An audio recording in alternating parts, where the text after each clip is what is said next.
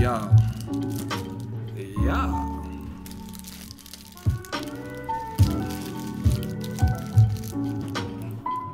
What up, Fight World? It's your kid, boy Ego. We working.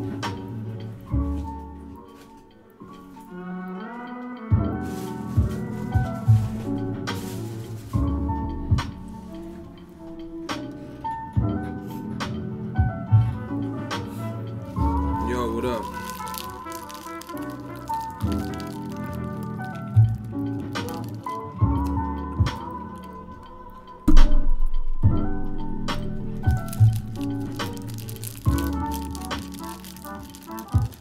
Yeah.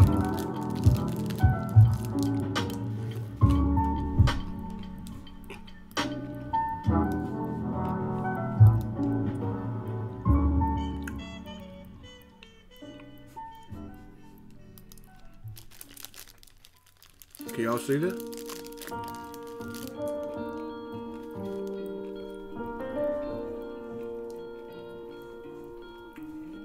Y'all funny. These comments are funny. I'm eating it. It's it, but it's melting.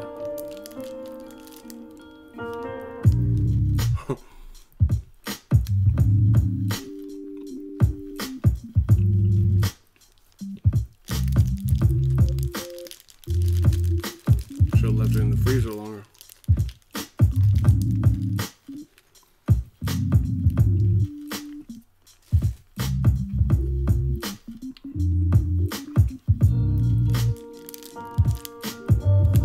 What up, Fight World? We working.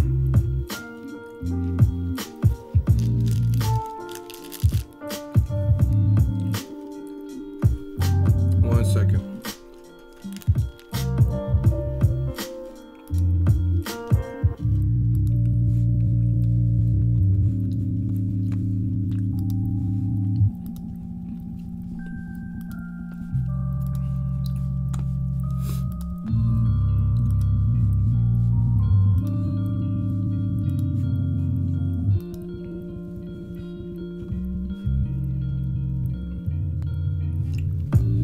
Yo, when y'all come in, leave a comment.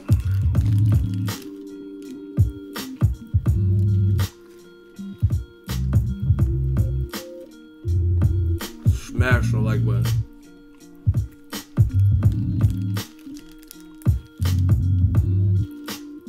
Nice haircut, thank you.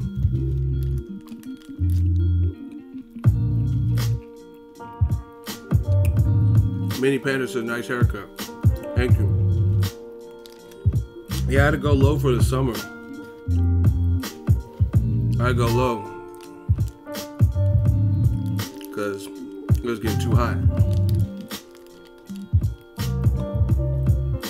It's about to be a cruel.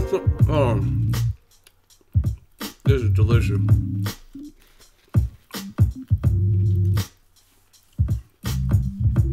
Craig, what up? Detroit, what up? What up? Big up Egoville.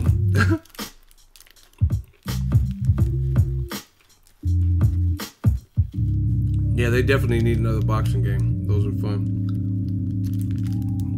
And getting to unlock special characters and shit. UFC keeps coming out with games. Wrestling. Give boxing fans what we want. Greensboro, North Carolina. I see y'all.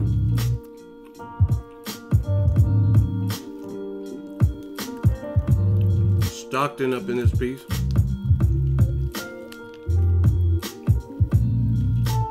I'm finishing this. This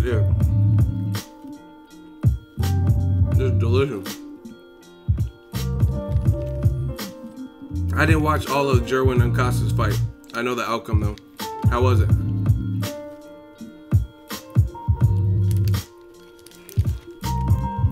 How do you look overall? He got some ways to go before the next Pacquiao though. From what I've seen. I like him. He has a good base. Well, like good foundation, but Pacquiao is an anomaly. Motherfucker moved up 8 weight classes and still have power.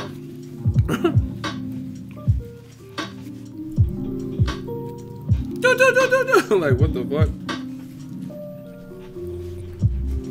You find guys way naturally bigger. I don't know. Danny Garcia, Sean Porter? I don't know.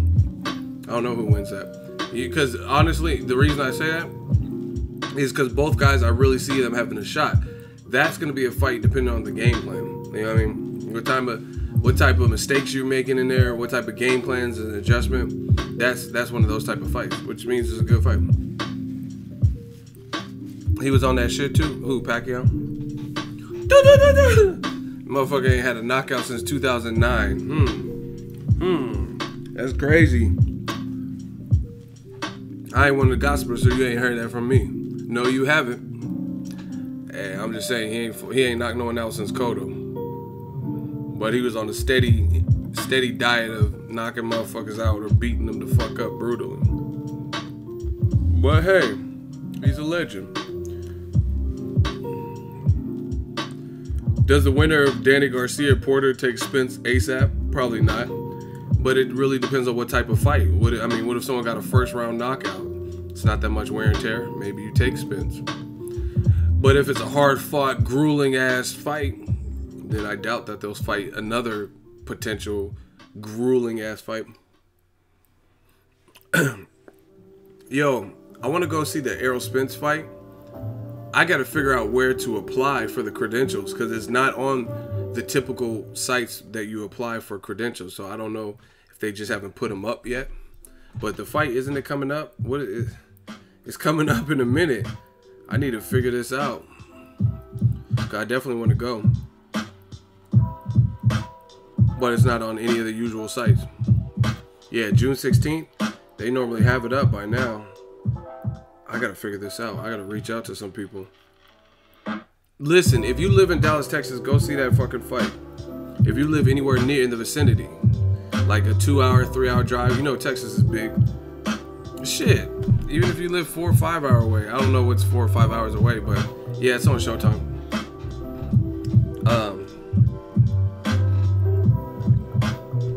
We gotta support these guys at home. We need to start grooming the next American superstar, be it Terrence Crawford, Errol Spence, David Benavidez, who else is out there? Tank Davis, Ryan Garcia, whoever's going to be, Devin Haney, one of these motherfuckers, Shakur Stevenson. We got to start planting the seeds now, man. Plant the seeds, support these guys now. And see, this, I'm a big fan of this, like, I'm an Aries, so I don't like when copying people. Like, when people copy me, it's just like cringe, you know what I mean? I know they say it's like imitation is the highest form of flattery, but I don't like that shit. When people take, like, I don't claim something like, oh, he's breathing like me, he copied. You know when someone's copying you, you know what I'm saying? You know, like, if someone steals something that you're known for, you know what I'm saying? You can feel it. So, I'm not really a fair weather fan. I've always liked the Warriors. You know what I mean? And some people don't believe it, but I don't give a shit. I'm from the Bay Area. You know what I mean? I've lived here like most of my life. So, who doesn't like the hometown team? But yeah, I don't like the fair weather fans. Like, don't wait till Caleb Plant or whoever becomes hot and is making noise and, you know what I mean, driving in a Bugatti or some shit, and then now you a Caleb Plant fan. Be a Caleb Plant fan now. Be a David Benavidez fan now. You know what I mean? Devin Haney, all these dudes. Tank Davis. Don't wait for Tank to start bubbling and really get notable names. You know what? Let's talk about this. I haven't even made time to make a video about this. What are your thoughts on Tank Davis versus Lomachenko? I think that's a great fight, people. What are your thoughts on the win? Who's going to win that one? I don't think it's as one-sided as some of y'all motherfuckers. But see, I got an advantage in the game. My advantage is I be in the gym. I go to the fights. I know fighters. And I'm not saying it like to brag because this is just everyday shit for me. But the reason I'm saying is because there's a lot you guys don't get to see behind the scenes. I've had conversations with people behind the scenes that never make it to my channel. And I'm telling you, you guys can, the black channels, they just like Tank Davis. You guys say whatever fuck you want, but I'm telling you, I'm not gonna name drop a whole bunch of people, but I've been in different situations, different states, and I've interviewed and not interview, but talked to people and interviewed them that kind of way, just like spilled the beans. And some of these motherfuckers that were in the Mayweather gym, and they told me about Tank Davis. Actually, there's one recent, but I'm not going to say nothing because I don't remember if I got it on tape or not. So I'm not going to reveal the person. But he was telling me a lot about the situation. You know what I mean? I think I might have it on tape, but I don't know. I got to check to my footage first. But he said Tank was knocking out bigger people. He said Tank was like fucking brutal in there. You know what I'm saying? That's legit what he said. Now, that's not taking anything. I fuck with Benavidez too. That dude's nice with it. Aggressive, boxer puncher, body puncher. But yeah, he was telling me game on like what he's seen. Now I don't know every single aspect. You know what I mean? I know Tank has sparred rounds with the Richardson Hitchens and stuff. I don't know how those Shakur Stevenson, those types of sparring went, but I'm sure it's a mutual respect. But whoever was in the gym sparring Tank, the stories are true from what I'm hearing. You know what I mean? About breaking people's noses. And so I don't know if he broke that many people's noses or whatever, like the legend has it. But everyone keeps telling me this dude's power is fucking legit. And I'm talking about, I have an interview with Richardson Hitchens, and he said that his power is legit. Shakur Stevenson said his power is legit. Told me that. And then I've heard stuff off record stuff. You know what I'm saying? And everything. Listen, this is how you know when someone's lying, or like this is how you know when people are. This is how you know when something's a lie. That's the best way to put it. Can y'all hear? The chat keeps freezing. Either that or you guys aren't leaving. There's no additional comments. I don't know. If you're in the stream, just press a number, any number. I just want to make sure that this chat is not frozen because I'm not seeing anything. Press any number. Yeah, there's a lag. Yeah, there's a crucial lag. Okay. But anyway, regarding Tank Davis, they've told me, like, different people, but this is how you know when something's not a lie. Because why would so many different people who have no correlation to one another, aren't friends, don't know each other personally, are in different divisions, etc., how is it that I'm hearing the same stories or the same types of stories about someone? So that's a good indication, because why would 6 different people be lying to me and I never even told them what the last 5 people said? You know what I'm saying? So the shit must be true. Smash the like button. Lomachenko, he's improved since the loss to Salido. He really has. So I think it's a hell of a fight. We know what he does well. He looked more human in his last performance. But like, see, this is me breaking down boxing. And I know some idiot's gonna be, oh, you're hating. Lomachenko did good. He showed me a lot versus Linares because he got floored. But on the canvas, got up, stayed calm, showed that experience, boxed more. But because he wasn't as aggressive doing that matrix shit after he got knocked down, because who would? That would be stupid. You know what I mean? To be super aggressive after you just got floored and didn't expect it. So he played it. He passed that test of what to do when you get dropped or hurt or whatever. Got caught. I don't know quite how bad he was hurt, you know what I mean, internally, but he got cracked, sat down, stayed calm. I like to see that. But the thing is, to me, Jorge Linares had a really weird game plan, and I thought he should have imposed his size, just like Canelo versus Mayweather. I'm not saying Canelo would have beat Mayweather, because I don't believe he would have, but if you want to give yourself the best fighting chance, Canelo should have never tried to outbox Floyd. That was stupid. Canelo has fast hands, but Mayweather has faster hands. Mayweather has much faster feet, and Mayweather processes information much, much quicker and has a better defense, especially than Canelo at that point. So my thing with Canelo when he fought Mayweather is he really should have, instead of trying to box him, be more of a boxer puncher, an aggressive one at that. Be smart, but at the same time, don't be too calculated. He was trying to be cute, like he was trying to do shoulder rolls and shit. Like, you're not gonna outbox Floyd. You know what I mean? You're 23. You just ain't got it like that. You don't got it. Canelo don't have it like that. So the same thing with Linares. I don't think he used his attributes really well in some of those early rounds, or basically throughout the fight. But the thing with Tank Davis, that motherfucker's aggressive, and he's a southpaw. Those two things in general, the mentality and the fact that he's a southpaw, along with Lomachenko, makes that fight very interesting. Because Lomachenko does his job on right-handers. I mean, he had a left-hander. Gary Russell's a left-hander too, I believe. But Tank's a different animal. You know what I mean? The way his power, it's explosive power.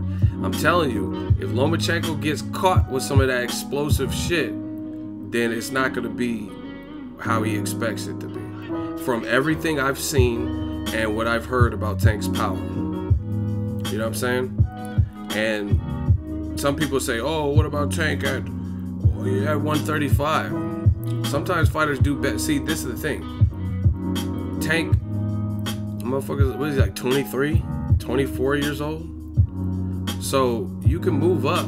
You just have to monitor how you move up and move up the right way. You don't want to just eat fucking Twinkies or do less work. See, that's the thing with some fighters.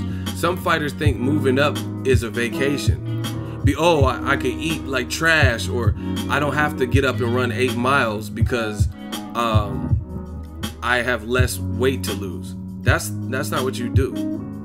You know what I'm saying? You don't slack off, in other words, because you have less weight to cut. You work just as hard, if not harder, because you're moving up to someone else's division where you don't know how you're gonna fare. So work harder, eat more, and burn it off more, and work harder, and then weigh in at what you need to weigh in at. So, yeah, I don't know. Tank says it. Focus Tank is a dangerous Tank. But people counting Tank out totally versus Lomachenko, I don't see. You know what? Put it this way. Depending on the odds, if the odds were super skewed for Lomachenko, I don't know much about sports betting, but I would go put some money on Tank. Not saying that I'm guaranteeing that he wins, but I'm saying if the odds were right, I would put it in, because I don't think it's out of the question for Tank to do well in that fight and or win it. Like people I read comments from, they're talking about Tank will get murdered. If you believe all of that and you bet that way and the odds are heavily in favor, right? Okay, listen, I got a hot seat. It's only a matter of time for you motherfuckers show face. Passive student, well, I'm an aggressive student. He says ego biased folk think Tank is soft with his boxing ability because... Oh, I thought you were saying I'm biased. I'm like, what is this? Okay, you're saying folks are biased. Bro, I was all go. Yeah, you got to word that different. I thought you said ego's biased. No, it's no hot seat. He said biased folk think Tank is soft. False alarm. I get this all the time, so I was ready to go. It said ego bias. So I'm like, I didn't even know what you were saying. I was ready to go. Okay, let me read this again. Ego biased folk think Tank is soft with his boxing ability because he ain't taking on Loma right away. These dudes is bugging, thinking Lomachenko walks through him. Okay, I agree with you. I thought you were saying I'm biased for whatever. I was ready. See, this is bad. Is Drake live talking about boxing? Tee-hee, motherfucker. Duppy freestyle. Yeah. I told all you I'm watching unboxing it. Whatever. But listen, My bad, passive student. Listen, I get this all day, so man, I'm just ready. Listen, Drake's one of the hottest artists right now, so if y'all comparing me to the boxing Drake, then fuck it. I'm not really worried about it. As long as he just ate Pusha T in that in that freestyle, and he dropping hits, so that just means I'm dropping hits. But yeah, man, I'm telling you, with Lomachenko versus Tank, y'all motherfuckers can say whatever you want, but I think that's a good fight. I think it's a hell of a fight. And from what I've heard, his power is indeed real. And I told you guys from the beginning, you guys, oh, you're hating, oh, Loma. Loma's good. Loma's really good.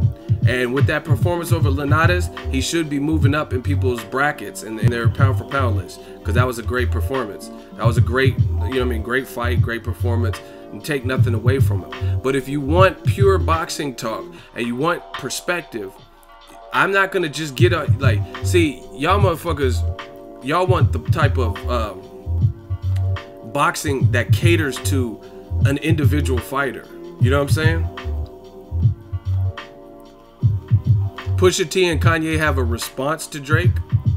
I haven't heard it. Where is it at? Listen, they want you to not say anything, like no criticism, no nothing.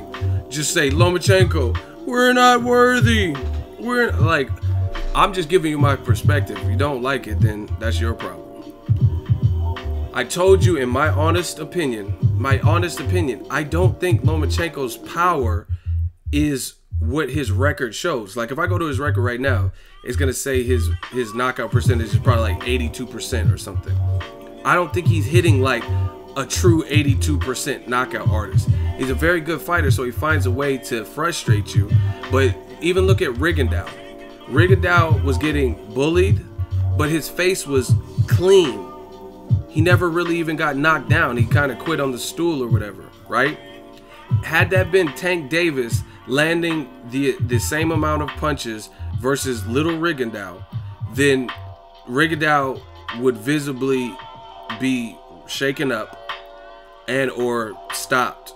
Like, it wouldn't have led to no corner stop, or his face would look busted. Period. If that was Gennady Golovkin, let's say you could pack Gennady Golovkin's power and everything he presents into a smaller division, and Golovkin was fighting Miguel Mariaga and hitting him as many times as Lomachenko hit Mariaga or Jason Sosa, then they would be dead. Because Golovkin's hitting too hard to the point where if you're still around and you're getting hit with that many shots, you would be in bad shape.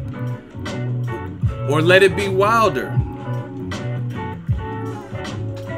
If Wilder was Jason Sosa, Nicholas Walters, and he was getting touched like that by Wilder that cleanly, you would die.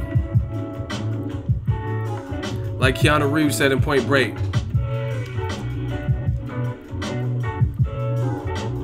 that's all the blood leaving your body, Roach. You're gonna die soon. That's what I would be saying if you let Wilder hit you that many times cleanly, like Lomachenko was getting off on Jason Sosa. And yeah, exactly. He's not coming back. We'd be like, that's all the blood leaving your bloodstream, Roach. You're gonna die soon. Hope it was worth it. That's what I would be saying to you. I'd be like, that's the blood leaving you, Jason Sosa. You know what I'm saying? Like, you can't get hit by punchers like that. You can't get hit that's why I don't think Lomachenko's power. So it would be interesting if Tank can find his range with Lomachenko. That's the biggest question. Can he find with the movement and what Lomachenko does well, can he land the bombs that he needs to land to set it up? But see, this is the danger about Lomachenko's fight. Everybody's praising him. Oh, he's not as defensive as Floyd. But yeah, against a guy like Tank, you would want to be defensive. You know what I'm saying? If you get it, oh my gosh, if you fuck around with Tank and be in the pocket too long, someone with explosive, snappy crack you over the fucking head power. That's not gonna be good. That's the blood leaving your body, Roach. You're gonna die soon. I hope it was worth it. It's not a good thing. Or Mikey Garcia. See, that's another good fight. Loma versus Mikey Garcia. Brilliant. If Mikey hits you with that left hook, everybody say left hook, it's not going to feel good. Broner at 140 even respected what's the name's power, because he got a bit gun shy, in my opinion. Let Mikey hit you with some of that Oxnard shit. That shit that he hit Dejan Zlaticanin in. Sound like an allergy medicine. Get hit with some of that gunpowder from Oxnard. It's not going to be what you think. That's the blood leaving your body, Roach. You're gonna die soon. I hope it was worth it. I'm Johnny Utah. He's not coming back. Yeah, man, you're gonna get dipped in sauce, that garlic butter. If Mikey Garcia touches you, with that garlic butter, Parmesan Alfredo, you're getting fucked up. And that's not to Loma, that's to anybody. Like, at 35, Robert Easter's gonna have to fight smart.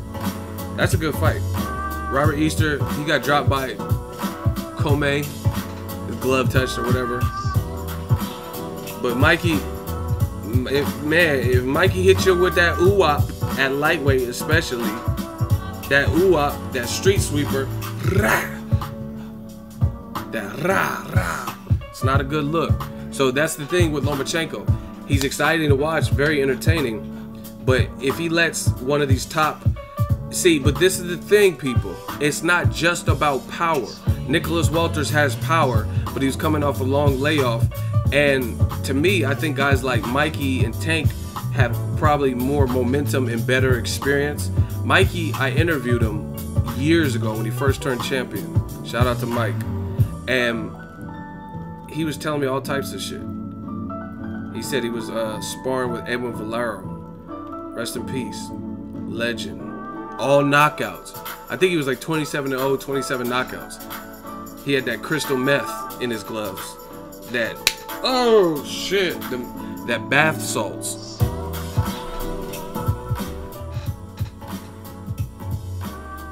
I fuck with Valero. But anyway, Mikey was sparring him rounds when he was a teen, I believe. And he didn't even really have his heart in boxing at the time, he told me. He said he didn't want to be a boxer. I think he wanted to be a cop or something. Ego, what do you say to the haters that argue about Tank's level of opposition? Who cares? They're always going to be haters. You know what I'm saying? He's a 23-year-old kid who became champion 2 times. He has some stuff he has to figure out, which it looks like he's trying to do, because he switched his situation, got the hell out of Baltimore, or at least during training camp, training with the great trainer Kevin Cunningham. I mean, see, listen, this is the thing with OGs in the game. See, me, I've always kicked it with older people that are a couple years older than me, right?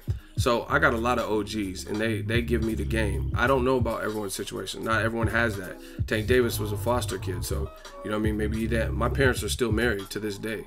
You know what I mean? So maybe he had a different upbringing where certain people weren't in his ear telling him, hey, get away from these streets. Hey, Baltimore's not the spot that you want to be at your training camp. I don't know. That's that man's life. But the thing with the OGs, too, you got to remember is you don't want to nag these kids. You know what I'm saying? Like, at the end of the day, it's like, see, I'm going to get real deep. Y'all want me to get real deep on y'all? I'm going to get deep. If y'all want me to get deep, can I say hell yeah? Can I get a hell yeah in the conversation? In the congregation? In the conversation? I'm gonna take it kind of deep and give you guys some examples and stuff. Get deep, brother.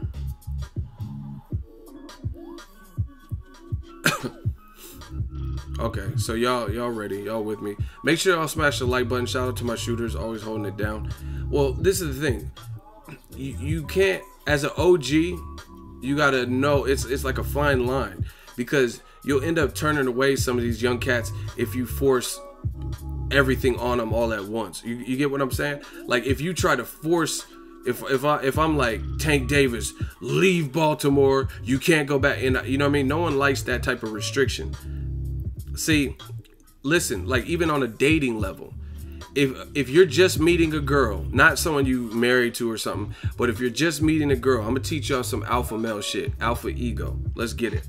If you're dating a woman and you just start dating her, you guys are casually dating, getting to know each other, and you put a lot of limitations and constraints on her, she's gonna feel smothered. That's not gonna go well, because she's trying to get to know you. So if you are on your third date and you're like, oh, who's that texting you? Let me check your phone.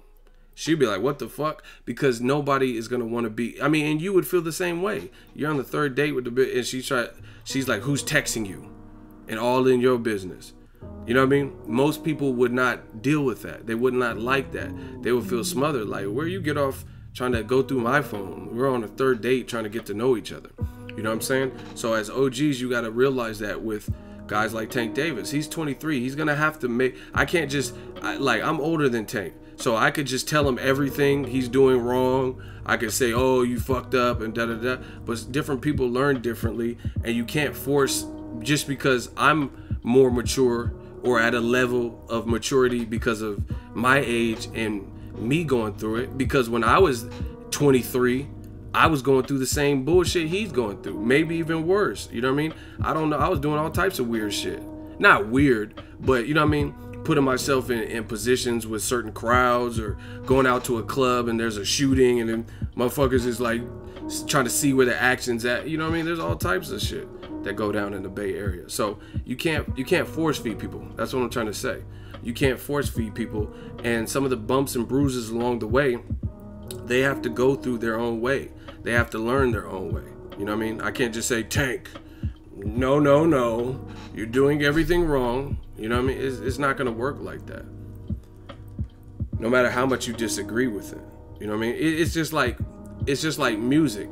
A lot of the kids listen to like Lil Xan. He looked like a dweeb to me, straight up. And he's talking about Tupac's boring. So I'm like, off top, Tupac's my favorite rapper. Off top, I don't respect your craft because you stupid. You know what I mean?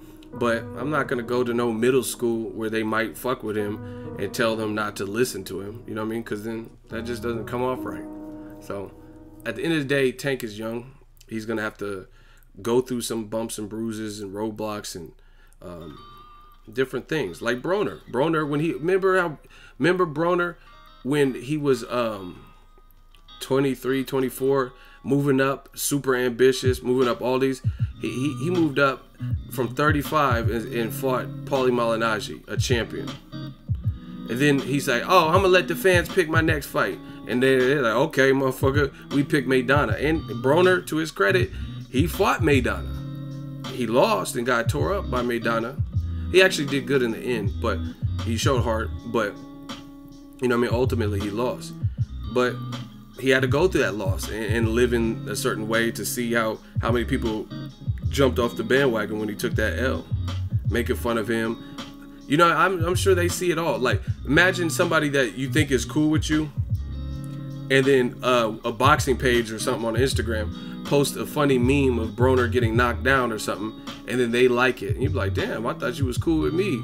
That you up here liking memes of me getting knocked down and shit. So, I mean, at the end of the day, guys got to go through it. You can't just like force feed someone everything. You can try to steer people in certain people in the right way. See, and that's the thing with Floyd. Like, Floyd, I think he's having this little situation with a couple of his fighters. You can't be their parent. You know what I'm saying? Floyd himself probably did dumb shit. Wasn't he burning money? Or flushing down the toilet or some stupid shit. He used to do shit like that. He used to buy whips and baggy clothes and, you know what I mean, chains that he didn't need. Start a record label. Who's on Filthy Rich Records? You know what I'm saying? What happened to Shots? Remember that app Floyd have? He was like, yeah, check Shots. I'm announcing the Pacquiao. What happened to that? Where's that at? Just kind of disintegrated like Avengers. Where's Shots? Where the fuck is shots, Floyd? You know what I'm saying? So that's why when it comes to me, they call me ego, but I'm not really egotistical like that.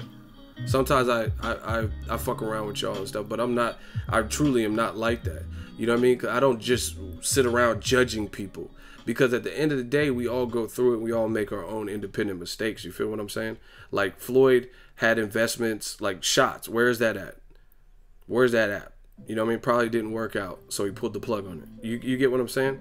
So if Tank wants to invest his money in fucking Be More Burgers, you know what I'm saying? A fucking hamburger stand in Baltimore.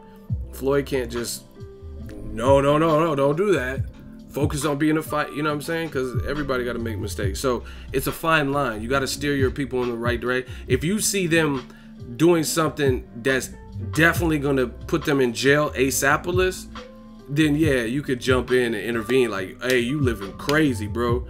You bringing 6 prostitutes to the crib every week. You about to catch something or something. And you know what I mean? You around this drug, like, you know what I mean? Just different shit like that. Be More Burger. Y'all get the examples. Y'all know what the fuck I'm talking about. So it's a fine line. You got to find that with the new generation and the OGs and the older generation. They got to find that middle ground somewhere. You know what I'm saying? You can't just tell Tank to do everything your way because you're more experienced, because he has to learn certain things. Because I'm telling you from experience, the more you try to push someone to being your way and restrict them, usually the worse it is, and they'll do the opposite. Maybe, I don't know, maybe it's human nature. Like, you could go to a museum right now, any museum in America, and let's say there's a bull statue, and there's a big shiny sign, it says don't touch. Somebody, if you zoom the camera on that, somebody's gonna go like boop and touch it just because it says don't touch. You feel what I'm saying? It clearly says, it has like a little rope partition around the bull statue, and it says don't touch. Somebody's gonna be bink, and they're gonna touch it just because that's, people tend to do that. You know what I mean? Do the opposite. I know, you see, I could tell you guys from all different perspectives. I might even start another channel so we could talk about life even more. But I know this when it comes to women. When it comes to women, I know some girls who, I don't know, let's say their dad was a preacher or something. They was the freakiest ones. They was the freakiest girls in school. They was the ones that was bopping. Well, that's a Bay Area term, a bop. But y'all, I'm sure y'all can figure out what a bop is. If not, Google it. Go to Urban Dictionary. Those was the ones that was bopping, running the track. Like, you know what I'm saying? And it's because their families were so strict. They, like, you know what I mean? I seen all types of shit. Like, a girl, her family's super strict, so she's wearing a turtleneck and collared shirt and jean jacket and all this stuff to cover up, and then have a change of clothes, some secret clothes she bought, and switch at school, and then switch back. I know all types of stuff like that. You know what I mean? Because they were so restricted, and their parents were so strict. You can't talk to any boys. No one can call the house. You can't go to the ball. You can't go to the party. You feel so confined and restricted. It's like the people under the stairs. Remember that little bitch that was living in the people under the stairs? And she was like, couldn't leave the house and shit. I mean, you restrict a person like that, it's gonna have the opposite effect. Cause the bitch and people under the stairs couldn't wait to leave that fucking house. She was. That's how you know when a random white chick that ain't never left the house since she been a kid is trying to leave with a little black boy from in that movie. That's how you know it's bad. She was like, yeah, come on, fool. She was ready to leave with a black dude named Fool just to get out that house. And if you don't know people under stairs, rest in peace to Wes Craven. You gotta check it out because it's a classic. She was so restricted, she was about to leave the crib with an African American little boy with jeans and a striped shirt named Fool. That's how you know it's bad. That's how you know she was confined. Remember that? Fool. Motherfucker had no tongue. Y'all gotta watch that movie. Shout out to Wes Craven. That shit was funny. Like, where's your tongue at, bro? You try to talk with no tongue and shit. Yeah, so that's what it comes down to. Like with Tank, he's gonna have to learn certain things his own way. Maybe he did from the embarrassment of losing your title on the scale.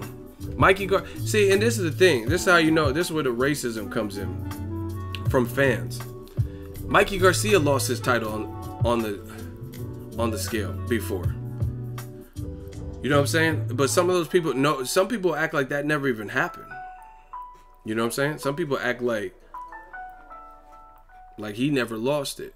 But then when it comes to Tank, because they hate him for whatever, because he's linked to Mayweather, whatever, they'll bring that up. Oh, Tank lost his title. Mikey lost his title on the scale earlier in his career. See, I know my facts. That's why y'all ain't fucking with me. J-Dog says no one talks about that. Yeah, how convenient. Tank loses his title and people are still talking about, oh, you can't make weight, fool. Make weight. Lost title. And if I'm not mistaken, I could be wrong, but Tank might have even been younger when he went through it than when Mikey Garcia went through it. But it's something fighters go through. Sometimes the camp didn't go like you wanted to and you couldn't make your weight. I mean, I think it's you could say it's unprofessional or whatever, but shit, it is what it is. See, and a lot of people are quick to judge and be out of shape in judging. You don't have to lose no weight, so you don't know how hard it is to lose those last couple of pounds. You know what I mean? So I try not to judge too much on situations like that. But yeah, Mikey lost title. Chavez Jr. lost money on scales, paying other people because he couldn't make weight. So it is what it is. Salido lost on the scale. That's what I'm saying. There's a lot of people that did. Broner's not made weight a couple times in fights.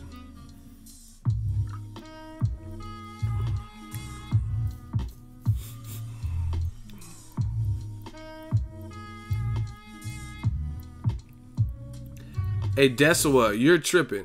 He said, you dumb as fuck. No Mexican thinks they are white. That's a lie.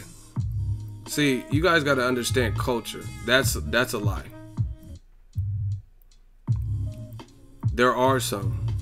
Not everyone, but there are some. I seen somebody he was like pro-Trump or some shit, a Mexican dude. And he was like, yeah, we gotta build the wall, because next thing you know, they'll be making taco stands everywhere. That's what he said. It was a Mexican cat. So just like the black culture has coons, Mexican culture also has their version. See, my dude David Martinez said that. I was like, when he said that, I was like, this motherfucker, this is the biggest sellout. So yeah, he was definitely tripping. But he's Mexican and he was talking about, yeah, build the fucking wall because there's gonna be too many tacos and taco trucks. Like, what the fuck are you even talking about? And by the way, tacos are fucking delicious. So let's build a wall around your fat ass. And you look like you eat more tacos than anybody. You know what I'm saying? The dude that was saying that. See, I don't want someone to jump in randomly on the stream and be like, oh, Ego's being racist. I'm talking about the sellout dude that was saying that. Yes, there was a Mexican guy on Fox News or one of them, and he was talking that crazy shit. So, Desua, you're tripping. You said there's none that act like that. That's a lie. And the other reason I know it's a lie, do you speak Spanish? Because they even have a Spanish term for people that do that, called pocho. So you're lying. There's a term for that.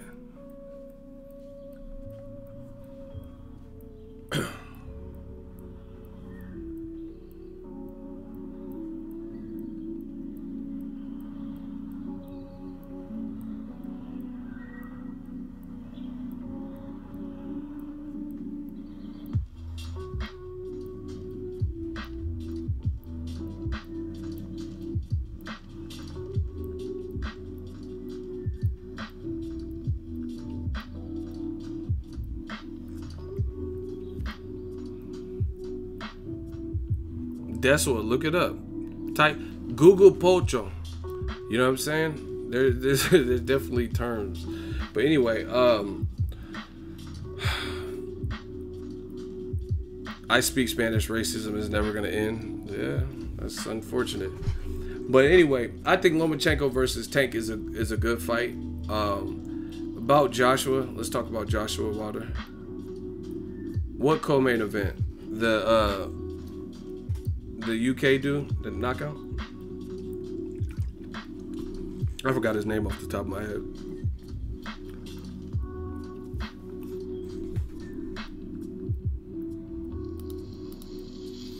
Hey, passive student, you're tripping. That's crazy. I'm done. I'm not even gonna repeat that. I didn't watch the Yaffe fight, but I heard he won by knockout. Congrats to him. What's up, Ego? Been watching for years. Shout out to you. We just doing a kickback stream. Hold on, trainer's hitting me up.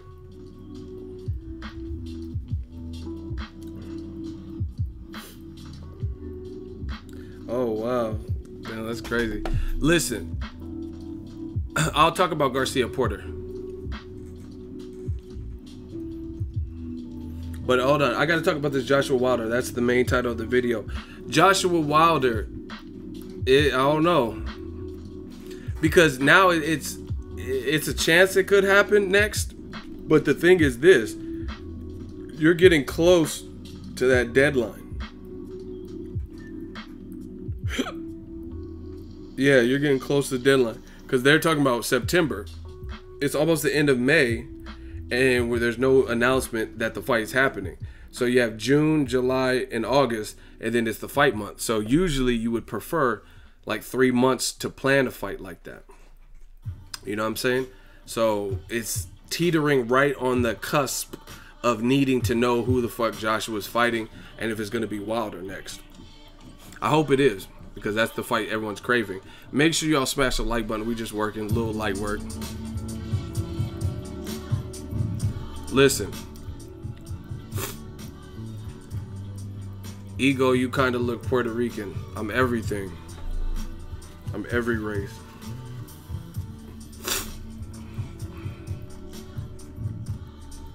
I used to date a Puerto Rican guy that kind of looked like you.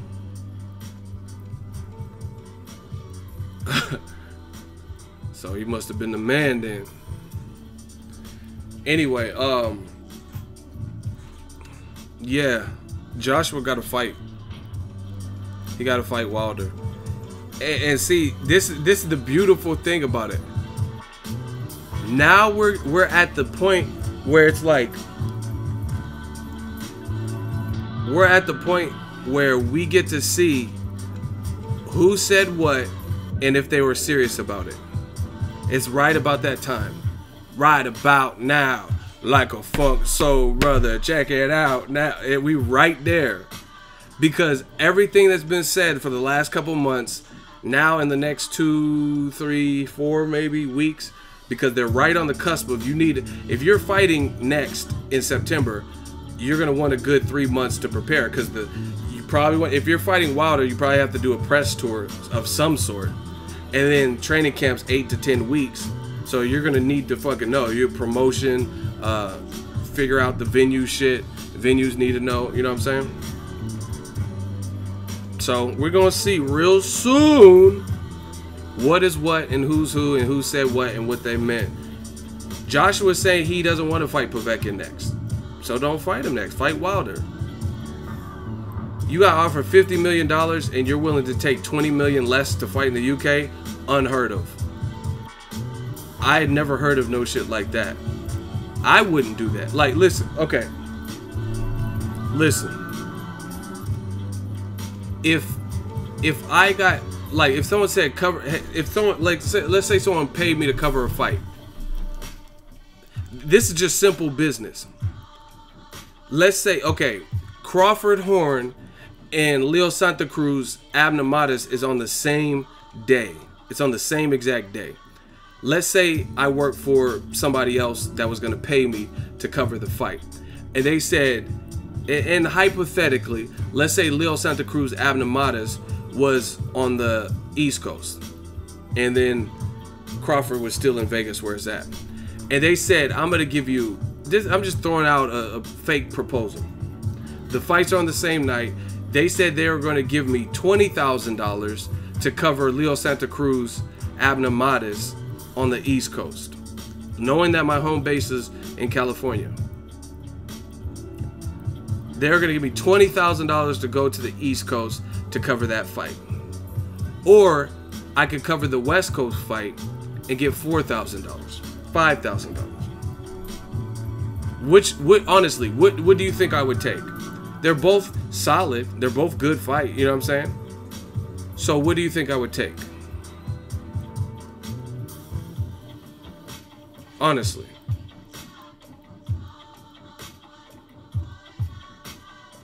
$20,000 or $5,000. It's not that serious. I could do more with $20,000 than I could do with $5,000. So you damn right, I would be at the Leo Santa Cruz fight or flip-flop it. If Crawford Horn was on the East Coast and they were paying more for that, I would go to that. It's simple business. If Crawford Horn was going to pay me $20,000 to go to New York to cover that, because it was actually supposed to be in New York at one point, or on the same night I could take a West Coast fight for a fraction of that, $4,000 or $5,000. I'm going to the one that's going to give me the $20K. It's not even a question. It's not debatable. I would look stupid. I don't need a passport. There's really no explanation why I wouldn't go to the East Coast and collect that extra 15, 16 million, or in Joshua's case, an estimated 20 million. That doesn't make sense. I'm a West Coast dude, but you think just to be on the West Coast and give back to the West Coast or some foolish pride of I cover West Coast fights, I got to give back to the West Coast. Man, I'll be on the first thing smoking like Biggie. You know what I'm saying? I'll be in the East Coast like a motherfucker. If I got to choose a coast, I got to choose the East. I live out there, so don't go there. That's exactly what my mentality would be. And that's no disrespect to the West Coast. Everybody knows I do everything I can to put on for that West Side. Y'all know I rep the West Side. I put California on my back. California Love Part 2 without gay ass Drake. But when we're talking money, when we're talking business, if I got to choose a coast, I got to choose the East. I live out there, so don't go there. I'd be on the East Coast without doubt. Now, the exception to that would be, I'm not saying I would do anything for money.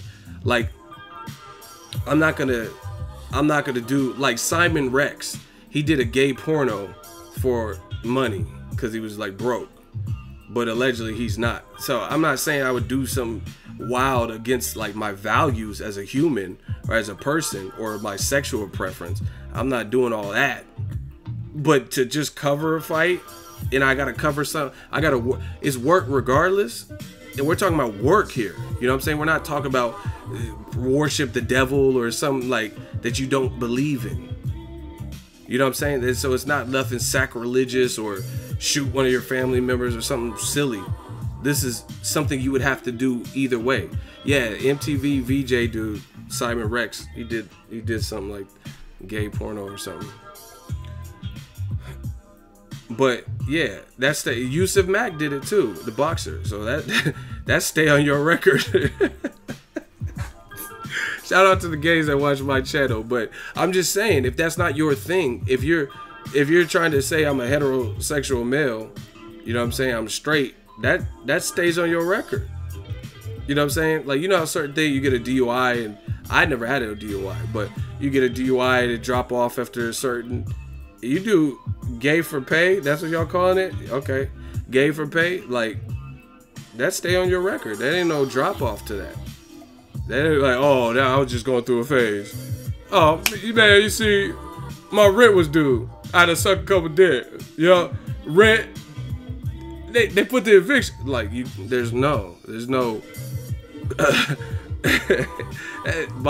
Hey, that stay on your record. That's all we need to say. But shout out to the gay people, because gay money still spend the same. But that's not my thing. But shout out to the gay community, because I don't want them BLTs and stuff come to my channel saying that ego discriminate. I'm not saying y'all worse than animals. Y'all are cool with me. Do whatever you do.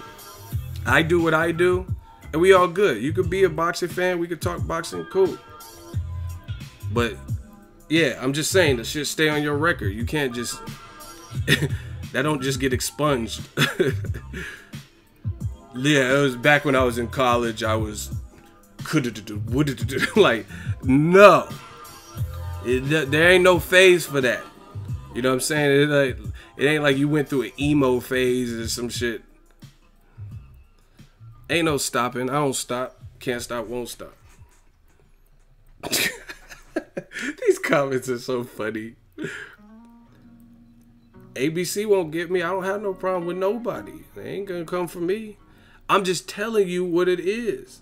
I'm sorry I'm so real. I'm just saying if you do certain things, they stay with you.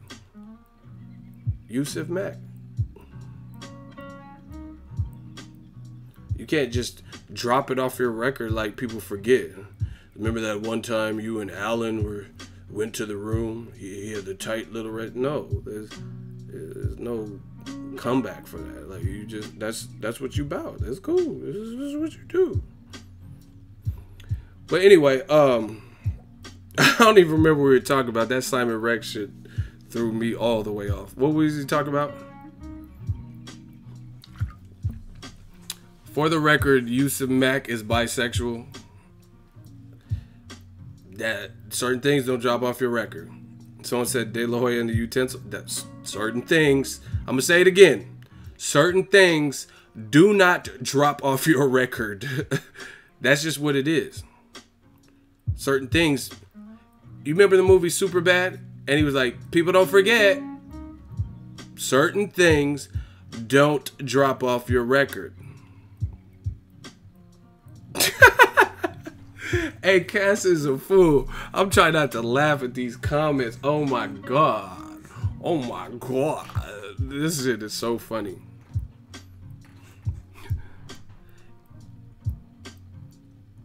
What did they say? Ego, I see you're not answering any boxing questions tonight. Then why are you here? If I'm not giving you what you want, then leave. It's just like, let's say you're at the club, and then you say, hey, play that Bruno Mars, man. Play Bruno Mars and Cardi B, man. I want to hear Bruno and Cardi B. That's swagnificent.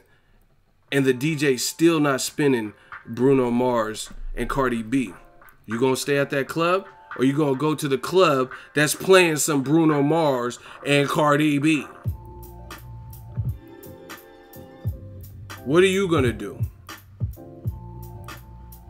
Somebody said, hey, see, y'all turned this to something else. Someone said, I'm bi. Like, y'all are trying to hook up and shit in the comment section. Listen, if you want the DJ to play Finesse by Bruno Mars and Cardi B, and that DJ's not playing what you want to hear, then go to that next club, because they might be playing Bruno Mars and Cardi B. But right now, I'm not playing no Bruno Mars, Cardi B. So if you don't want to be here, then don't be here. I'm straight, but I'm cool with my gay bros and sisters. Man, it's all about equality. Someone said I hosted a male Tinder. I always get blamed for everything. But yeah, man, shout out to everybody out there. We just talking boxing bars. Bottom line with this AJ shit, we gotta see. We gotta see what happens next. I don't know where Porter's at. What does that mean? Porter's trying to fight Danny Garcia.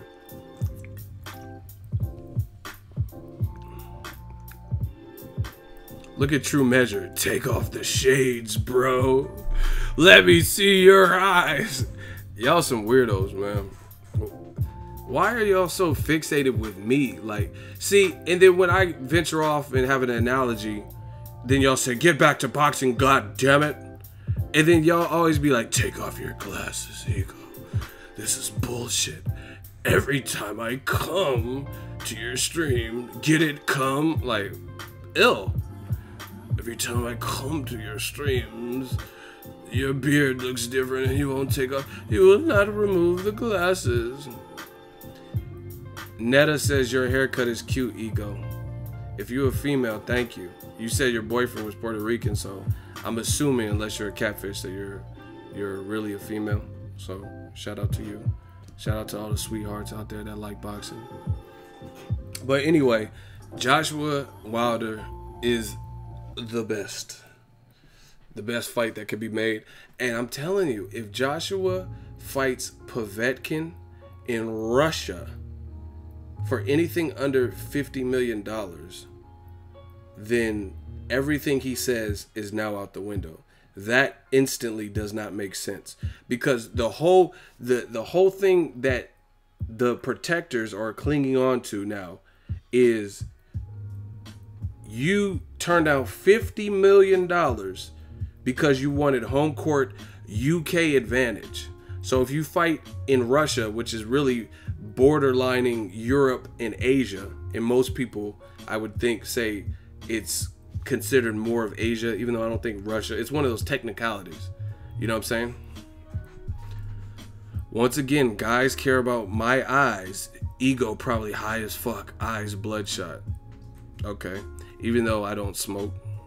But whatever. I mean, if that's the worst that people have to say, I look like Drake and I'm an R&B singer and I'm high, fuck it.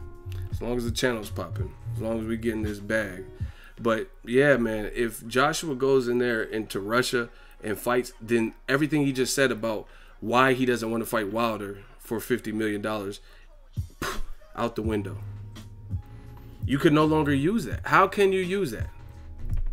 How can, oh yeah, we've earned the right to fight in the UK, but you're going to go to Russia? That doesn't make sense. So, very interesting to see what is decided by Team Joshua. And I can't wait, because either way I win. Either way we win. Ego's army. That's just what it is. Because all we want is the truth. You can't handle the truth. That's all we want. So once the truth comes out, we're good.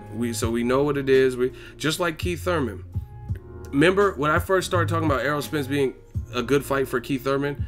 I got a lot of flack. Go listen to those videos. They're, oh, you're a bullshit, Ego. God damn it. It's not a good fight. It needs to be built up, marinate. Keith Thurman absolutely wants to fight him. And as time went on, it looked less and less like Keith Thurman wanted to immediately fight Errol Spence. That's not my doing. That's the decisions and actions of him. And that's most of the consensus of the boxing world, that they believe he wants no smoke with Errol Spence based on how he's answered questions, vacating his belt, disappearing, having shoulder, elbow injuries, Mr. Glass injuries and all that. So it is what it is. So I really feel very complete in these situations, because it's inevitable that the truth is going to come out, and we're going to see who's who and what's what. So Joshua, I like watching Joshua. He's a good fighter. Wish him nothing but the best. But everything he and his fans have claimed, we're going to get to find out in the next couple of weeks when it's decided or announced who he fights and where he's fighting. And Russia just, well, not Russia, but Ryabinsky of Russia just offered a hefty amount of money to lure Joshua to fight Povetkin in terms of the mandatory obligation in Russia. So if he goes over to Russia, then that obliterates the only remaining talking point from the AJ protectors. You know, the motherfuckers that say, oh, Wilder, he shouldn't be allowed in the ring. And then when Joshua switched it and said, oh, I'm just saying he can't demand to be in the ring. He has to wait till I get called. And then they said, oh yeah, he would have been able to come to the ring, but he's so scary he stayed behind in America. No, no, no. We're not playing these games. We know exactly what was said, when it was said, and who said what. Bottom line is, Wilder said, I'm so frustrated right now. I'm going to jump in the ring. He said, I'm going to jump in the ring at the Parker fight. Joshua did an interview with Sky Sports like, no you ain't. You're not just coming in my ring. Then Eddie Hearn came up behind him on Sky Sports in an interview and says, I agree with him. Wilder can't just jump in the ring. It's Anthony's time. It's Anthony's ring, right? So Wilder said, fuck y'all, I ain't coming. And then after it was known in public knowledge that Wilder was no longer coming to Cardiff, Wales, then all of a sudden AJ did another interview and he said, oh, I'm just saying he can't get in the ring without permission. He has to wait for me to signal and call him in. I'm like, no, that we're not playing that game just because there was no issue. If you didn't mind him, if the end result was you didn't mind him being in the ring, then why'd you even do an interview saying he can't come in the ring? Which led to a chain reaction and a ripple in the pond of him not coming. He had every intentions of working for Sky Sports and coming to Cardiff, Wales. Every intention. You fucked that up by saying he couldn't do what he said he wanted to do. So you can't wait till it's announced that he's not coming and then clear it up then and say, oh, I would have allowed him in the ring, but I just have to get my post-fight speech and then I would call him in the ring. No, because you didn't call him in the ring after the Klitschko fight. Did he? I don't even think he called out Tyson Fury, who wasn't in the building. Wilder's ringside working for Sky at the Klitschko fight. I don't even think he really said much about him. He definitely didn't call him out like he did. I think he said, Tyson Fury, where you at? But Wilder's standing right there at the Klitschko fight. So there was no guarantee you were going to call him in, so Wilder stayed behind. He said, okay, chess move. I'm staying behind in America. I'll watch Parker versus Joshua on Showtime. And then that's when AJ came out and said, hey, I'm just saying he can't just demand it. No, it's too late. You know what I'm saying? That's like let's say Burt Reynolds wants to fight me, and we're going back and forth. Oh yeah, come here, I'm gonna kick your ass, blah blah blah. And Burt's going bad on me, right? And then Burt says, meet me at the park. Meet me at the park. Boom, boom, boom. Address 101 Elm Street. Meet me at that park right in front of that. And I said, fuck it, I'm gonna come. And then all of a sudden I back out. And then like he starts talking crazy once it's decided I'll back out. Like, come on, bro. Like, no, you can't do that. We know these games, man. We know these games. You can't wait till it's public knowledge that someone's not coming and then clear it up. You know what I mean? That's what we call in the Bay. We call it backtracking. You can't backtrack like that. If you didn't have a problem with him Wilder being in the ring, then why even do an interview saying it would have been any level of a problem?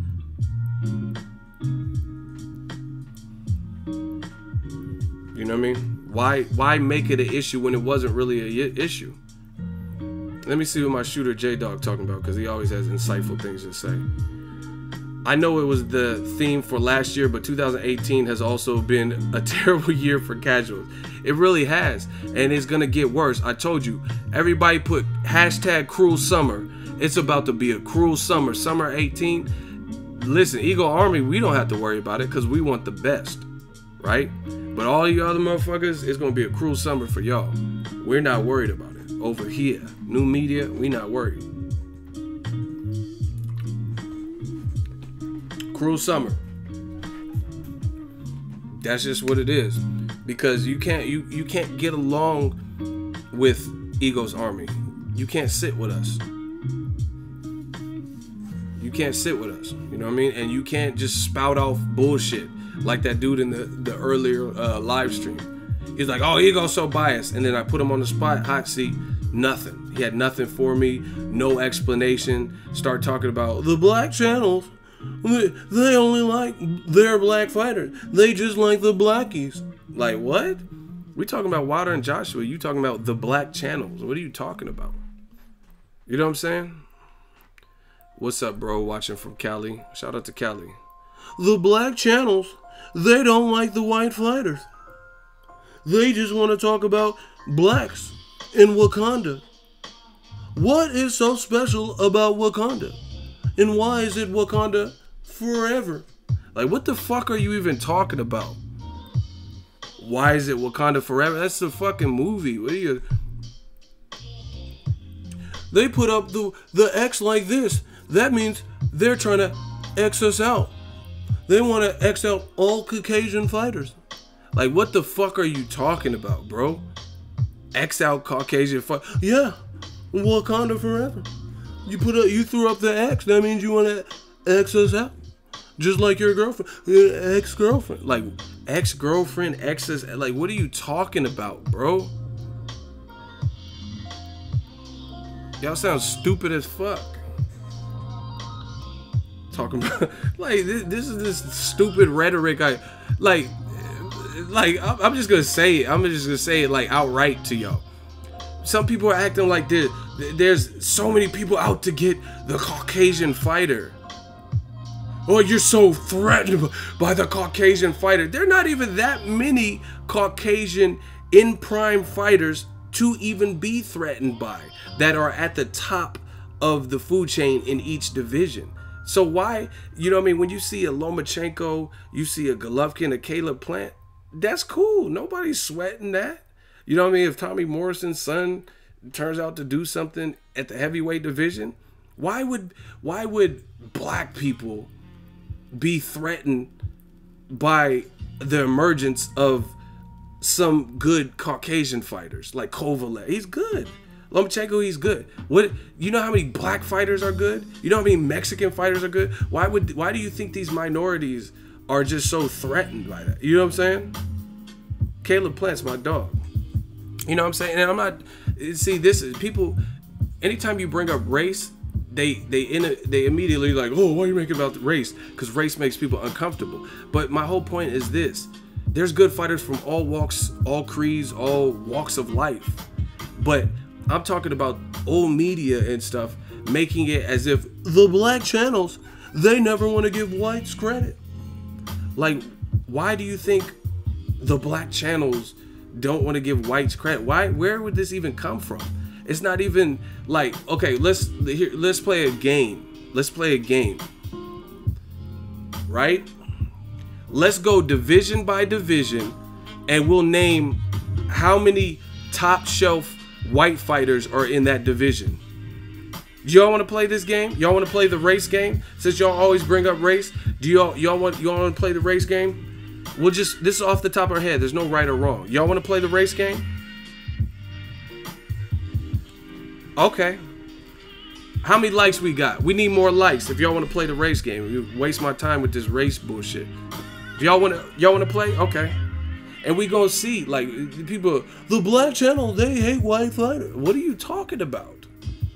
What white fighters do the black channels hate? What are you talking about? Y'all about to get this sermon. Hold on. Smash the like button. No, we about to play. Fuck this. All right, featherweight. Name the great white fighters at featherweight right now, not past, present. Who's the best fighters in that division? And start off with the white ones that are the best. Carl Frampton. Lomachenko's not at featherweight. Mr. Finisher says your mama hoe. Shoot him. Mr. Finisher, I'll show you who's the best finisher. My shooters. Clap him. Mr. Finisher gotta go. Terry Flanagan's at lightweight. See, y'all don't even know boxing. Lomachenko's at 135. Featherweight's 126. Y'all don't know shit about boxing. Billy Dibbs at 130. Y'all don't know shit about boxing. I don't even know if he's white, but he's definitely not the best. But whatever. He's at 130 fighting Tevin Farmer for a title. Y'all don't know shit about boxing already. Quig's the best, even though he got his nose broke, versus Oscar Valdez and lost, but he's the best? Okay, news to me. Now let's talk about the other fighters at featherweight, right? Name other good fighters, non-white, at featherweight. Gary Russell Jr. He just beat Joseph Jojo Diaz. Joseph Jojo Diaz, Mexican-American, right? Still a good fighter even though he lost to Gary Russell. Gary Russell, black.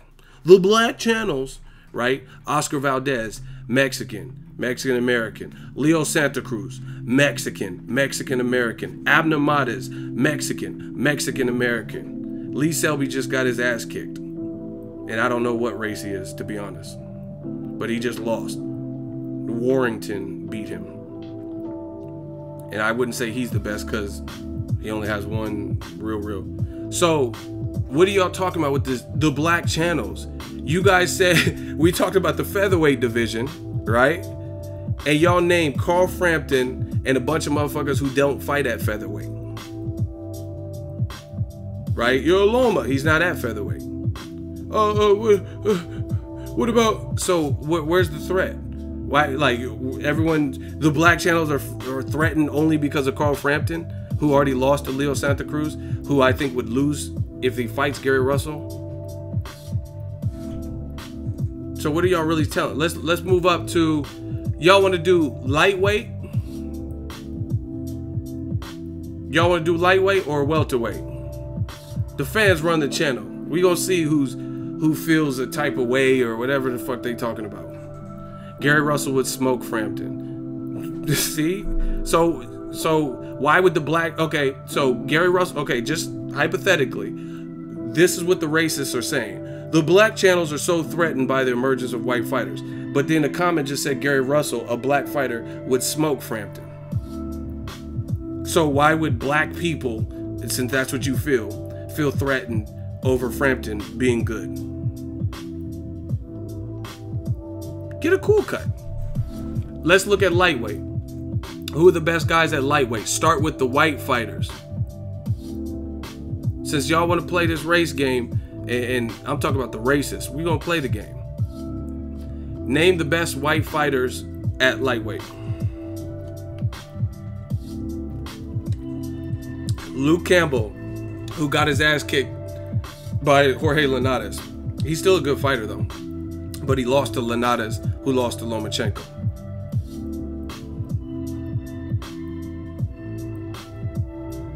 Okay, Lomachenko. Yeah, this is a Jimi Hendrix shirt. Rest in peace to Jimmy. You see, y'all don't hear Jimmy. Okay, so is Josh Taylor at 35? Mick Connellan, he's still young in his pro career. Is Mick Connellan at 35? Yeah, exactly. Josh Taylor's at 140. And Mick Connellan, somebody do a fact check on him. We're talking about lightweight. See, y'all don't even know lightweights. Denis Shafikov just got knocked out, if I'm not mistaken. See, this is off the top of my head, so I could be wrong. You guys can Google it. But I'm pretty sure he dropped down to 35 and got knocked out. Anthony Corolla at 135. Okay. Is Ray Belton white enough? See, I'm right. Andres said I'm right. Off the top of my head. See, y'all don't know shit about boxing. That's why you get so offended and talk, oh, the black channels, they hate white fighters. What are you talking about?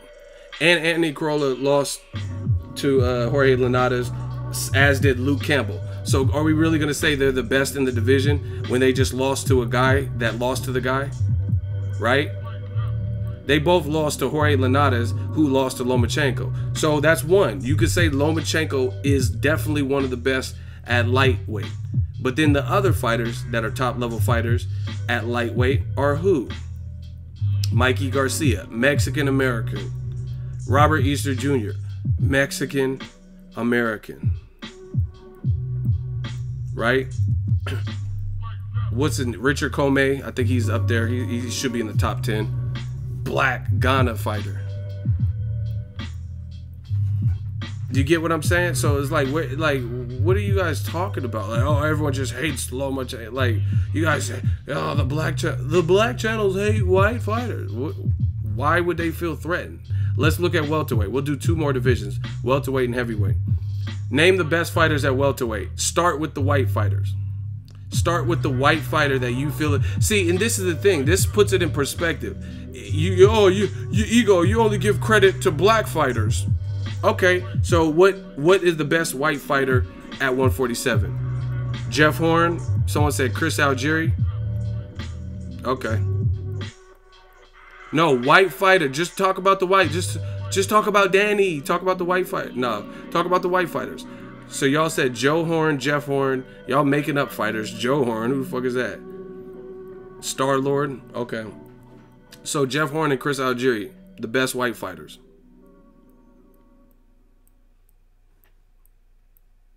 And in my opinion, Jeff Horn's about to lose his title. That motherfucker is about to lose his title to Terrence Crawford. It could be a good fight. I could be wrong. But he got a black eye. He did an interview with Yahoo Sports. I'm not playing. I'm really about what I say I'm about. Jeff Horn did an interview with Yahoo Sports and got a black eye. How the fuck you got a black eye before the fight? That's not a good sign. You got a black eye before the fight. Terrence Crawford ain't laid a finger on you, and your eye already done turned black. That's, oh my gosh, that's bad. How you got a black eye before Crawford even put that ambidextrous shit to you? That's not good. Motherfucker got a black eye before he even, before the ding ding ding shit already blackened. His eye just blackened itself. Jeff Horner eye fuck around and imploded. Like, oh shit, we're fighting Crawford in 2 weeks. His eye just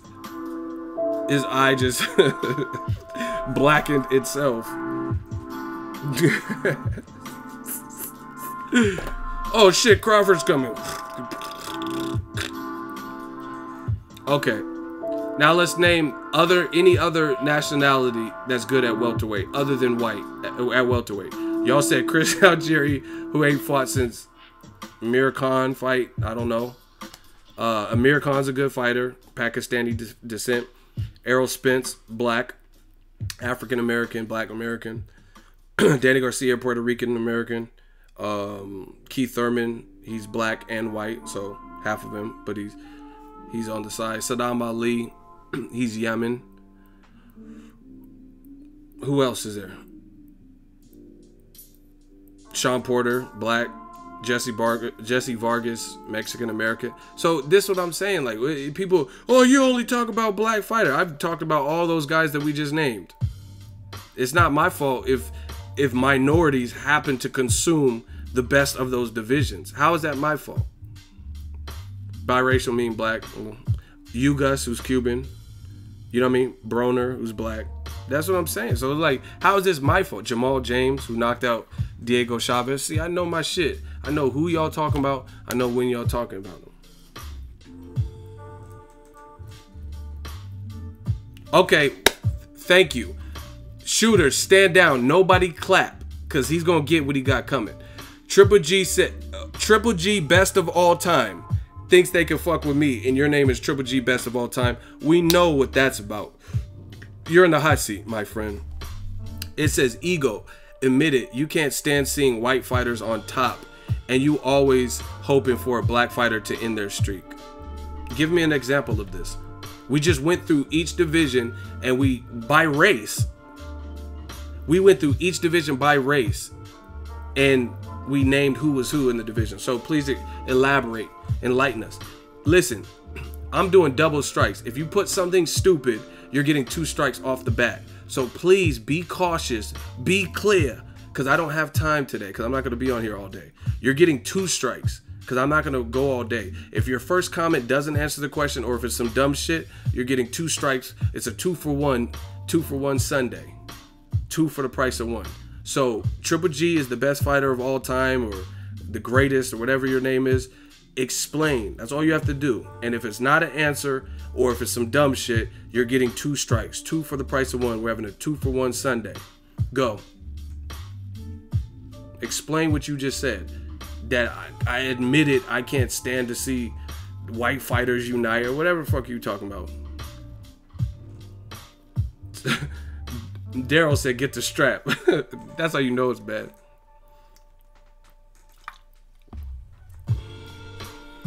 Easy. You begging to see Charlo get his ass kicked. Strike 1, strike 2. You got one more opportunity, bud. That doesn't answer anything. You said your reason for why I need to admit about white fight, whatever you're talking about, is because I can't wait to see Charlo get his ass kicked. That doesn't even make sense. So, instead of speaking like a toddler, formulate a sentence with your last strike. You have one more response. See, this is the thing. You can say whatever, but nobody believes you.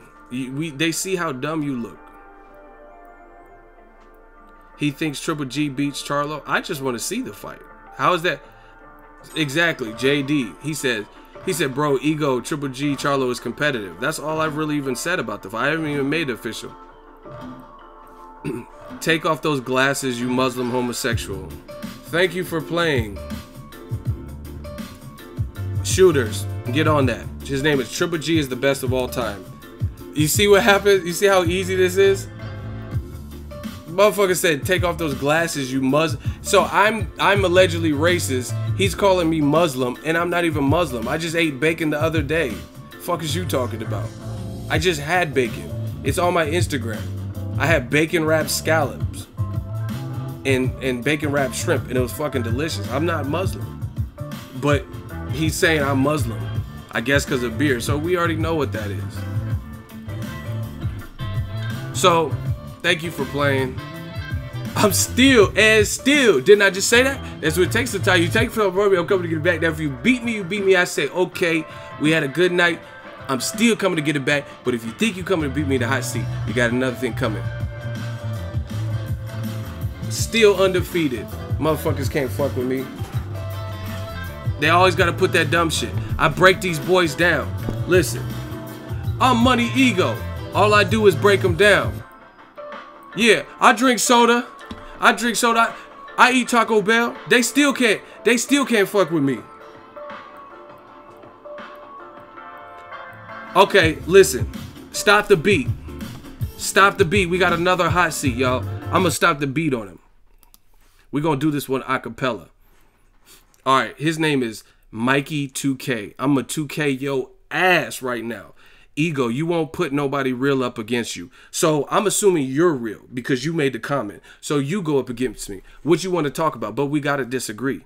So what do you want to talk about? You said I don't put no one real in the hot seat. So that must mean you real. You step up in the hot seat. Let's get it. Ego, leader of the new media. Come on, Mikey. Life with Mikey. So I don't put no one real in. You step up. Who next? Who next? I got WPC with me. Where's Mikey at? You said I don't put no one real in the hot seat. You in the hot seat. What you want to talk about? I haven't heard you speak about Tyson Fury or be a real contender for the heavyweight title. What? What are you talking about? I haven't heard you speak about do you think Tyson Fury or be a real contender for the heavyweight title. What does that even mean? These dudes don't even graduate. They just get on YouTube and come to my channel, apparently. I just did a video, Tyson Fury, massive arm, ego Weight Watchers in shape. What are you talking about? I never talk about Tyson Fury. Strike one. I'm striking these boys out. Young Randy Johnson. I'm Nolan Ryan, Roger Clemens. I'm all that, rolled in one. He said I don't talk about Tyson Fury. I have several Tyson Fury videos. I like Tyson Fury. Shout out to Message to the Weightlifter. Shout out to Tyson. You gotta come better than that. Oh shit, you got strike 1 and 2. I told you it's a 2-for-1 sale. We handing out double. You got one more response. I didn't see the video. I apologize. I thought Tyson Fury could beat Wilder. So how you gonna not check my body of work and then just make shit up and then try to say I don't put no one real in the hot seat? Put him in timeout. Shooters, whatever y'all decide to do with him, I'll let y'all pick. Y'all got the power. You guys decide what happens to him. I'm done. I'm done with Mikey. Life with Mikey.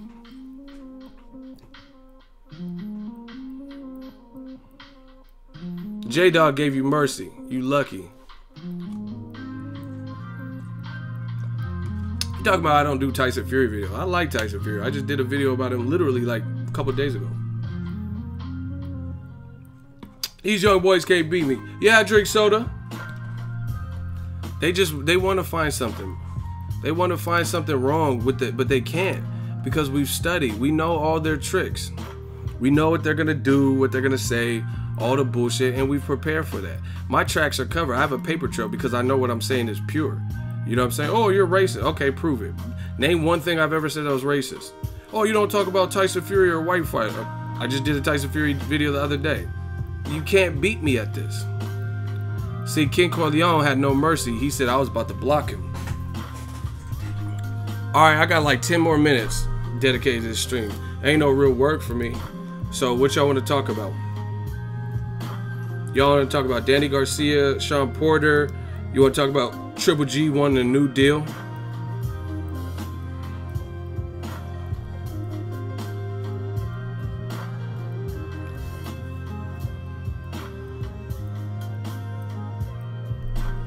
Keith Thurman signing with Eddie Hearn. Yeah, I heard that rumor, but I mean, I haven't really heard no meat and potatoes to it. Like, I don't know if it's true. But see, Eddie Hearn, like, okay, hypothetically, even if that is true, Eddie Hearn's getting Keith Thurman at a time where he kind of career-wise needs damage control. I think more so now than ever, Keith Thurman's career is more separated from the fans than ever. You know what I'm saying? Fans really fuck with Keith Thurman. They like him, and they were used to seeing him at fights, hearing great breakdowns. Like, I remember he did an interview talking about Pacquiao. He's like, Pacquiao's like a jackrabbit, and he was just breaking it down. That's the Keith that people miss. So even if Keith signs with DAZN, I don't know. We have to see. Keith's definitely a good fighter, but DAZN is a platform that needs to build from the ground up. And right now, people aren't necessarily feeling Keith Thurman, the consensus that I've got, because of he's been out of the ring. No one knows when he's coming back. Even when it was revealed that he was going to fight in May or whatever, no one knew who he's going to fight. And then it was kind of came out that he turned down Jesse Vargas, and then he did an interview, said, I ain't trying to fight no one top 10. You know what I mean? So it's DAZN would be getting Keith Thurman at a time where he's like kind of disconnected from fans. So I don't know. I don't know how that would work. If it's true. I don't even know if it's even true. Because Keith Thurman's been like MIA. He's been in a temple or something.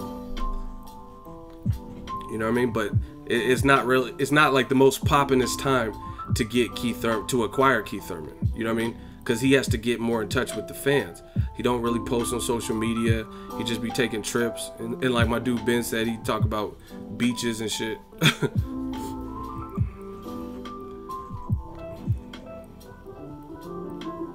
Eddie Hearn, listen, you guys can say whatever you want about me.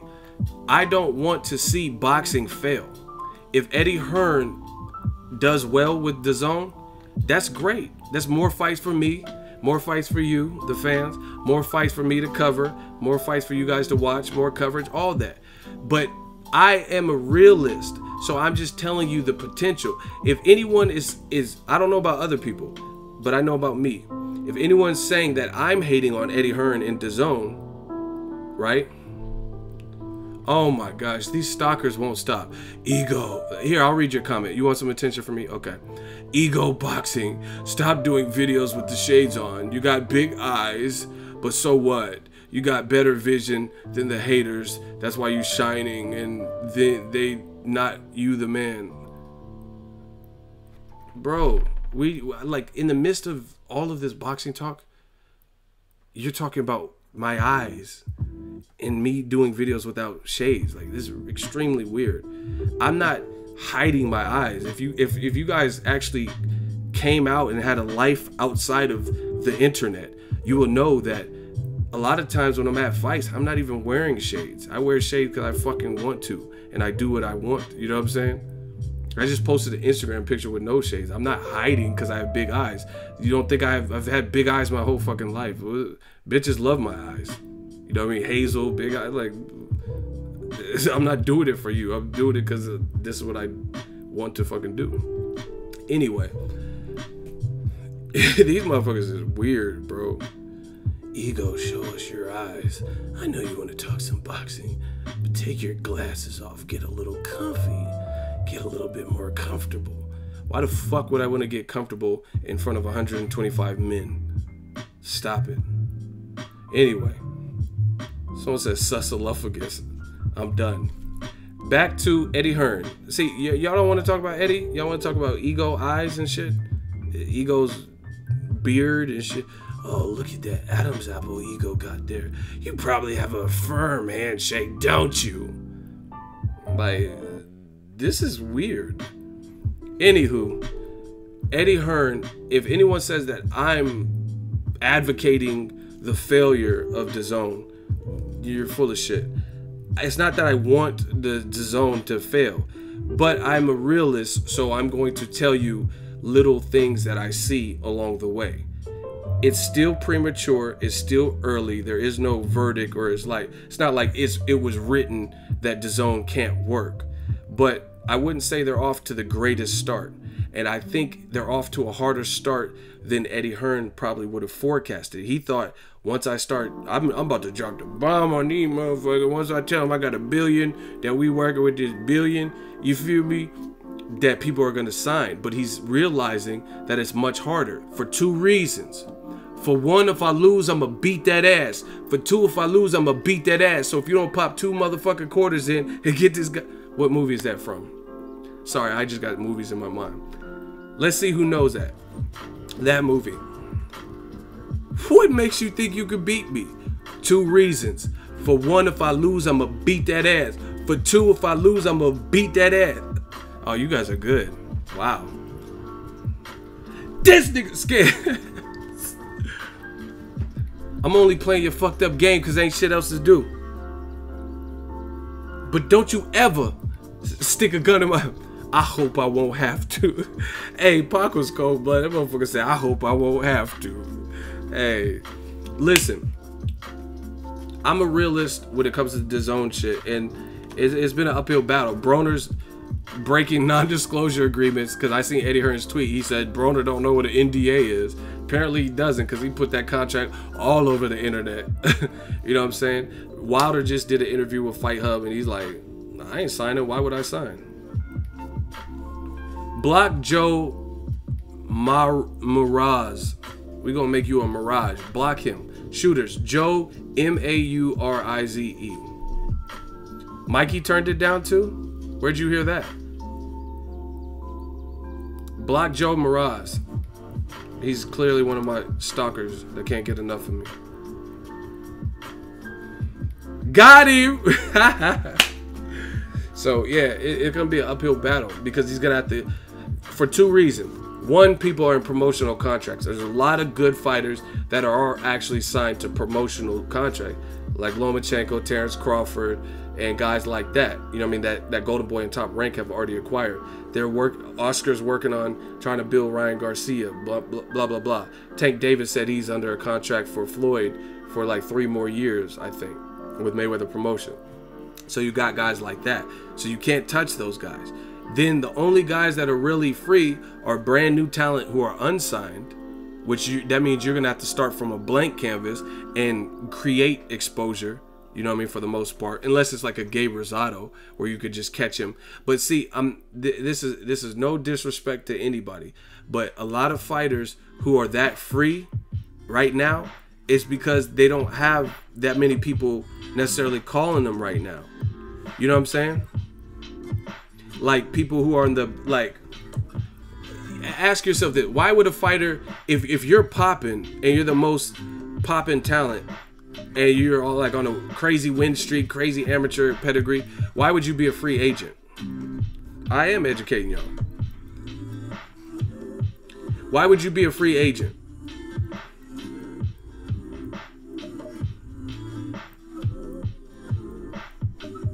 Why would you be a free agent?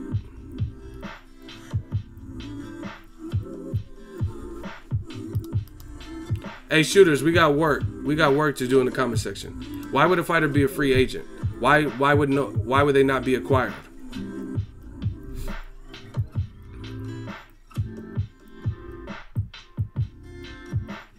Got him. Control. Well, I put it this way. I could think of more people who are probably in free agency, and it's because they've been inactive and or they had some losses, as opposed to their careers are cracking right now and not. Like Devin Haney's an exception to this rule, for example. Devin Haney right now is a free agent and his career is booming. He's like just took a step up. He shows a lot of talent. A lot of people like Jesse Vargas are vouching for him. But that's just because he's choosing not to sign like Mikey Garcia, because he's exploring all of his options and he's already getting put on fight cards and or getting main events. Yeah, but okay, so I guess I should have said this. I'm talking about non-Al Haymon fighters. Non-Al Haymon fighters, why would you be a free agent? So the one that comes to mind is Devin Haney. I don't think he has a deal with Al Haymon, and I believe he's a free agent.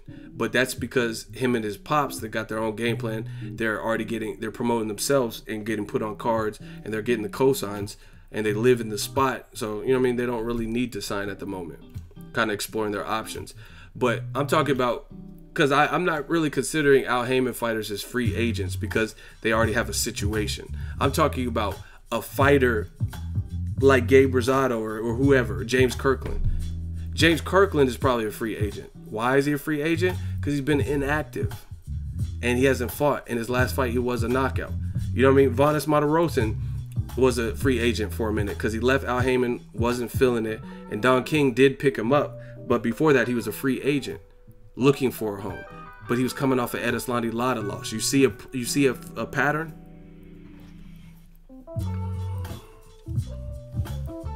Spence doesn't have a promoter, he has an advisor. He has whatever promoter is assigned to wherever he's fighting. Like for this Dallas fight, it's probably going to be TGB. You know what I mean? And for his New York fights, it's probably DeBella.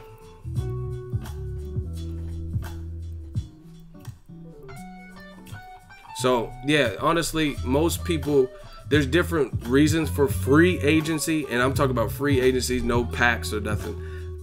Most of the time that I've seen, free agents are because where their careers are. You know what I mean? No one's picked them up. Like Brandon Rios, he was a free agent for a minute after Top Rank let him go.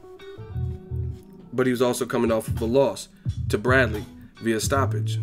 Notice a pattern?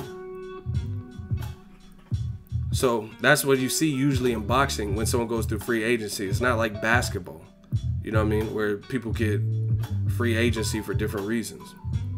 Usually in boxing, from what I've seen, they're like on the downslide of their careers. Or, like I said, the exception would be like a Devin Haney. But he has his own promotional thing. Him and his dad, they moving, and they have a lot of connections, so they don't have no problem getting on cards, so they don't really need a promoter at this moment. You get what I'm saying? So again, Eddie Hearn and DAZN, they're gonna have to figure that out. They're gonna have to either take Al Haymon fighters, which so far Adam Kanowski, Deontay Wilder, and Adrian Broner have all publicly missed the offer to sign, at least for the moment. Somebody in the comment section said Robert Garcia told ES News that Mikey Garcia received an offer and he's not going with them, because I think he might go with Dana White if he does get a deal. So Eddie Hearn's gonna have to sign somebody. He keeps saying that. See, the proof is in the pudding. He keeps saying that all these fighters are in his email, but who are they? What fighters? Because it's not Wilder, it's not Broner. Charlo said they're open to it, but you know what I mean, money talks. So to me, I think ultimately Eddie Hearn's gonna probably have to break the bank to get a guy like Charlo or him and his brother. You're probably gonna have to give him so much money that Al Haymon himself would be like, "My sons, go over there. You mustn't go to the Pride match. Just go to Al." You know what I mean? Because it's just like he did. Al Haymon gave his blessings for Amir Khan and Danny Jacobs to go over to be promoted by Eddie Hearn. So to go to this streaming shit, you're gonna have to offer the Charlos something nice, because they know where they're at. See, put it this way. Y'all want this analogy? Can I get a hell yeah in the comment section? And we got to get the likes up, people. Smash the like button. I'm going to give y'all a pretty good analogy. See, we don't just talk about boxing. We drop gems on life in general. All right. Remember this. It's always easier. Listen to me. This is life, not just boxing life. This is life. Listen to me. If you plan right, it is always easier to look for a new job when you already have a job. Some people are like, that's it? Let me explain. Let me say it again. It is always easier to look for a job when you have a job, as opposed to the opposite, looking for a job when you don't have a job. Because when you have a job and you're looking for a job, you're not going to sell yourself short, because you know you have stability, right? You have an abundance mindset, because you know that even if I go for this interview and I'm stuttering and I tank, that I still got this situation. I still have a job. I could still put food on the table. I could still pay my rent, right? So if you have a job that's getting you by and taking care of your lifestyle or whatever, and then you're still looking to you don't see ultimately the growth with this current company, so you start looking at other jobs, it's always easier that way. Because I've been on both ends of the spectrum. I work for myself now. I've had jobs and then look for a job while I already had a job, but I've also been unemployed looking for a job. And it's way more frantic when you're unemployed looking for a job because you're more desperate. You don't have that abundance mindset. You're like, fuck, phone bills due, I gotta pay rent, my car note. So you're like, man, you know what I mean? You could rack up your nerves. But if you already have a job, you're like, damn, I don't think I did that good on interview 1, but fuck it, I got a job. You know what I mean? Like, regardless. Official Reckless, appreciate you. Shout out to you. God bless. $20 super chat, Shmoney Gang. Here to support my favorite boxing channel, The Black Channels. Thank you. Keep it up, Ego. I'm only stopping by because I'm catching up on your vids, cuz. Official Reckless, thank you. By the way, that Sylvester Stallone shit you did was classic. Laughing my ass out. Peace, brother. Thank you. Thank you for dropping by and that wonderful super chat and the donation. It really helped the channel. Helped me keep shit moving and really turn up on these boys. I promise you, I got so much in the works you don't even know. I'm just getting sharper and smarter so I could try to do everything for y'all. You know what I mean? We're gonna take this channel to the next level. Believe that. Do you believe in God? If you believe in God, believe in Death Row East. Believe in boxing.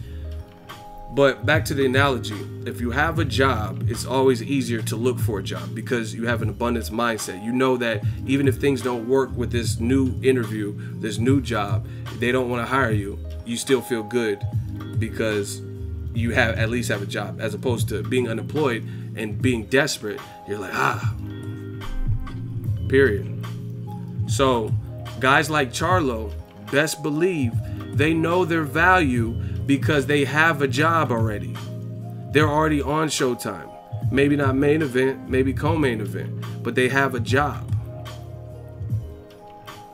They have a job and they can now look at somebody's offer and determine what works the best for them and if it's really worth it to jump ship.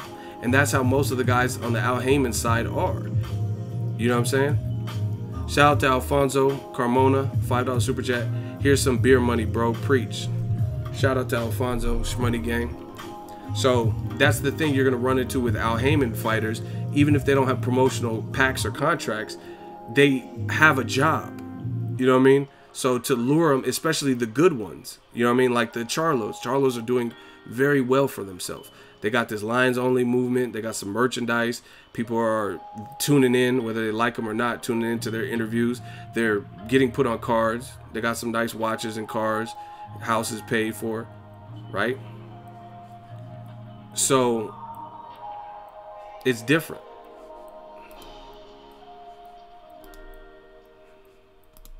The stalkers are back. Hey, shooters, y'all got to get on it because their stalkers keep putting the same message coming back. I just blocked one. So please handle that. But anyway, that's that's the situation. So Eddie Hearn's going to have to break through that hurdle. So, and to do that, like I said, I think he's going to have to cash out one of these guys to the point where it's like an unbeatable offer. But if Broner on record is getting $1 million to $2 million as is, and your 3-fight deal is offering him $2 to $2.5 million, I don't see that as cutting it. I really don't. I don't see that as cutting it because it's not much of a, it's not enough as a different, it's not enough of a price difference or leap in pay scales to the point where you would try something that's unknown. I wouldn't, honestly. Wow. Fighter IQ says Robert Garcia said on ES News that the offer is less money than what Mikey Garcia is making now. Wow. See, there you have it, folks. So then Eddie Hearn's confusing me. If these things are true, I don't know about that, but that's what you're saying. I haven't seen it. You should send me that so I could listen to that. Send the link or the title, yeah.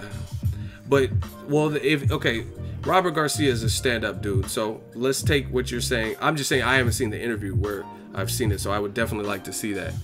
Okay, so Mr. Finesse is confirming it. Well, then that's even worse, because how are you going to have $1 billion and then you're trying to hire and employ and lure Broners and Mikey Garcia, and you're not trying to cash out? Where's the $1 billion going? What are you using? Like, why are you just trying to load up and get this monster stable like Al Heyman has? You know what I mean? You're trying to get 150 fighters, so you have to be sparingly with the budget, because that's not making sense.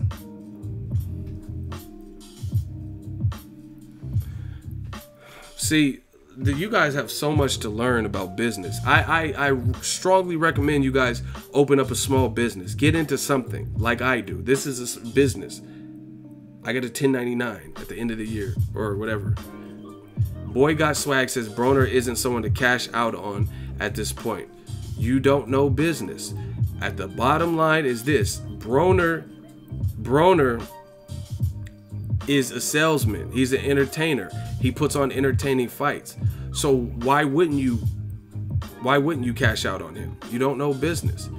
So put it this way.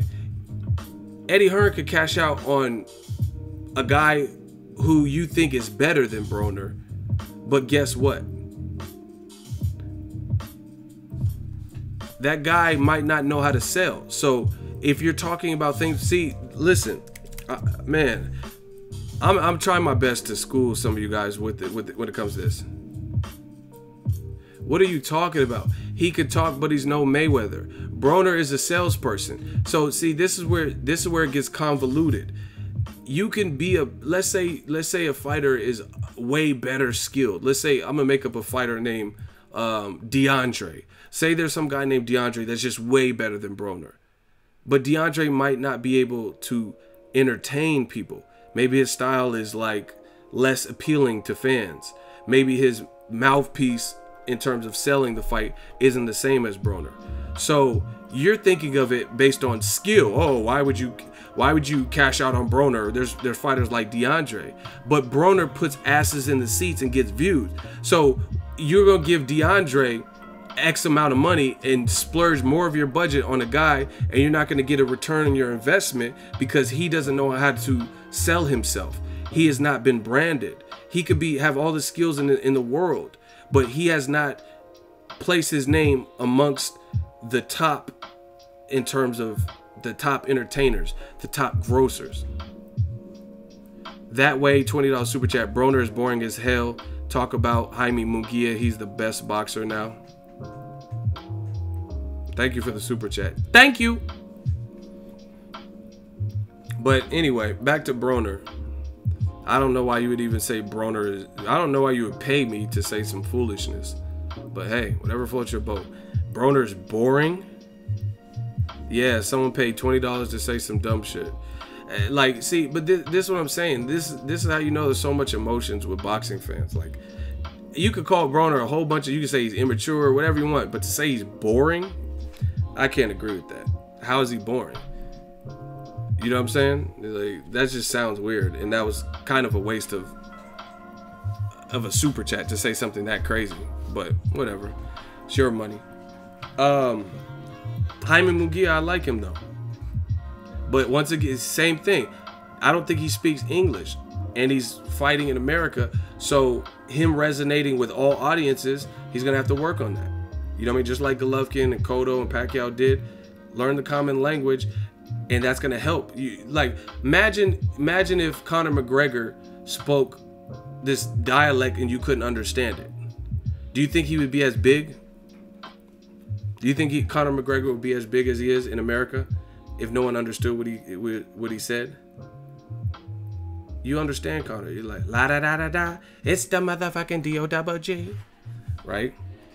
I don't know what you're thinking. Like, you still hear the accent, but you can understand what he's saying and all that. So you guys got a lot to learn when it comes to marketing. You talking about splurge because of skill and all that, but boxing is in a place where the A side and shit, it doesn't have to do nothing with just pure skill. So you're better off in terms of a business. You're better off giving more money for a Broner because you're going to get a return on your investment. He's going to entertain, he's going to diss Floyd or do videos with Tank Davis or beef with Tekashi 6ix9ine. So in terms of a business, you'd be money well spent by giving it to the fighter who can scrap and is an entertainer, you know what I mean, as opposed to the guy who's a mime but he could scrap his ass off. It's that simple. Now if you could get both, then that's ideal. Like if you can get a Floyd Mayweather, somebody who's a salesperson, but they can also fight. You know what I'm saying?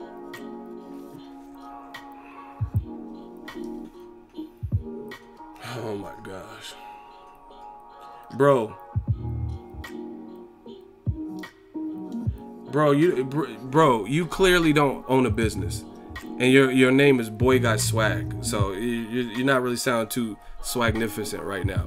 You just said trash talking can be learned. How the fuck can you learn to trash talk and be good at it? You could. That's like comedy. So you think anybody can learn comedy to the point where they could rival Eddie Murphy? How do you know what I'm saying? Like certain things people just possess. Mike Epps and Dave Chappelle, Eddie Murphy, they're just naturally funny. They could work on memorization and stuff, but that's not something you teach. Teach me how to be funny, teach. You know what I'm saying? You talking about learning trash talk. Either you have the gift of gab or you don't. You know what I'm saying? Either you have a mouthpiece or you don't. Either you could do this or you don't. Like me, all of my teachings, all this led to me being able to talk to a bunch of you guys as it relates to boxing. You know what I mean? I've worked on my public speaking, right? But before I was even doing boxing, I was doing stuff, acting and different shit like that. So, and I was doing music. So I was able to work on my voice and how I sound on the mic and different things like that.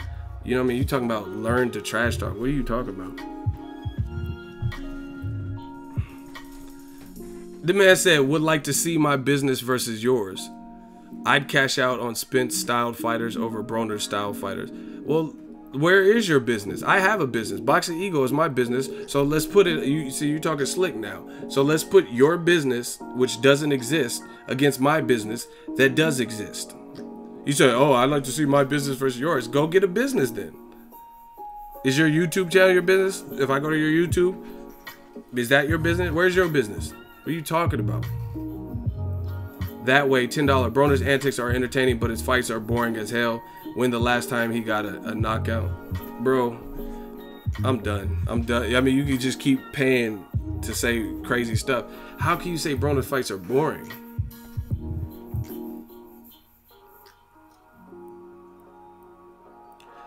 LOL, you talking, my guy. You not even a boxer. I box. You know nothing. But I know nothing, but you're on my channel and you're the pro boxer. Or you didn't say you're a pro, but you're the boxer. So why are you watching my channel if I don't know anything? What would urge you to come to my channel if I know nothing? Once again, you guys be catching yourself up. Oh, you don't know shit. I box. Okay, I don't know shit, but why are you here?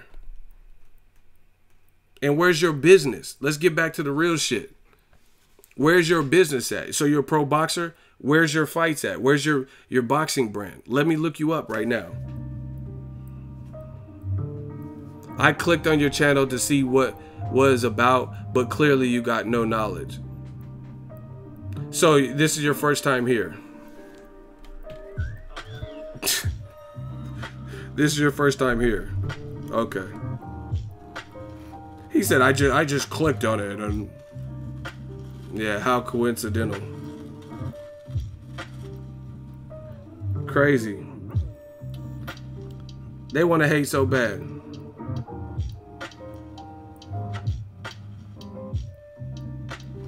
They want to hate so bad.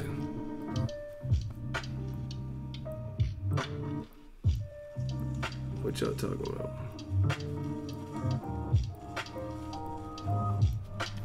Motherfucker, he said I'm a boxer and his name is Boy Got Swag. That's a great name for a boxer.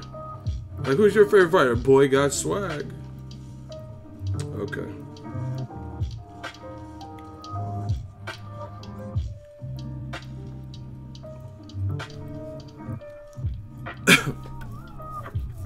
Marlo said, I don't know you beat, I don't know you lost to. Where can I watch your fights? You the real boxer?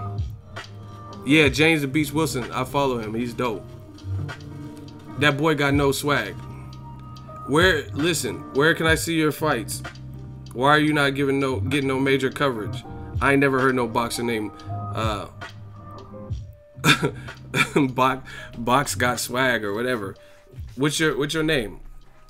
You said let's compare businesses. I'ma let your little boyfriends keep dick riding you. Don't bother me. It's the internet. Boy got swag, and you got no swag in the picture. Where are your fights? I'm on the phone right now. Where are your fights at? You say you're the boxer. Y'all, no, they want to play? Okay, we're going to find out.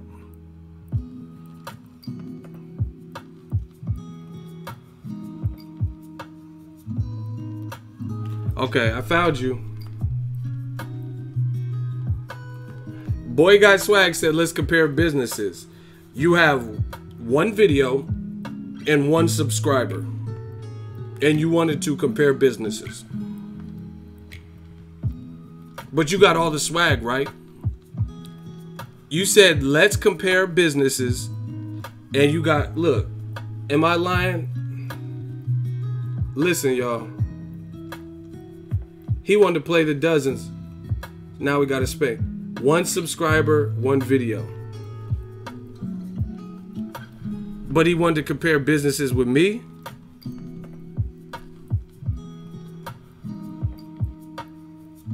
Hold on, y'all would never believe it. Now he's embarrassed. Look, he said, I just made this channel. Lie detector test determined that was a lie.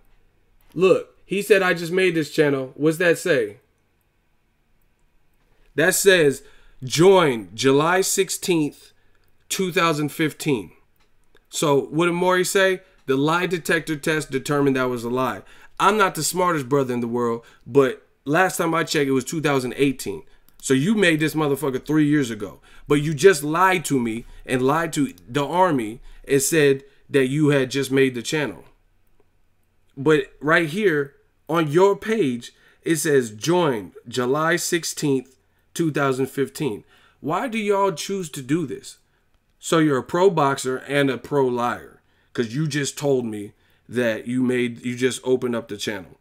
And the lie detector test, everybody put the lie detector test determined that was a lie. See, there's a price you must pay when you want to heckle a real one. You want to heckle somebody that's been doing this. So we're going to get to heckling. We're going to play the game. Look, if I'm lying, I'm dying. What that say, y'all? What that say? Join July 16, 2015. If you guys watch the replay, or if you scroll up, it says, I just made this channel Goofy. So who's the real Goofy? You just said you just made it. That's you like one of them motherfuckers that be like, hey, I'm outside. And they really ain't outside. Oh, yeah, they haven't even left the house. And they talking about like, oh yeah, I'm almost to your house. You a liar, bro. I mean, I just made the channel. Yeah, you got swag. We're going to find that swag. We're going to find out.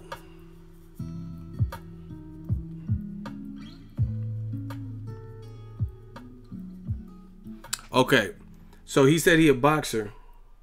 Look at y'all. He said he a boxer. Hold on. I can't make this up.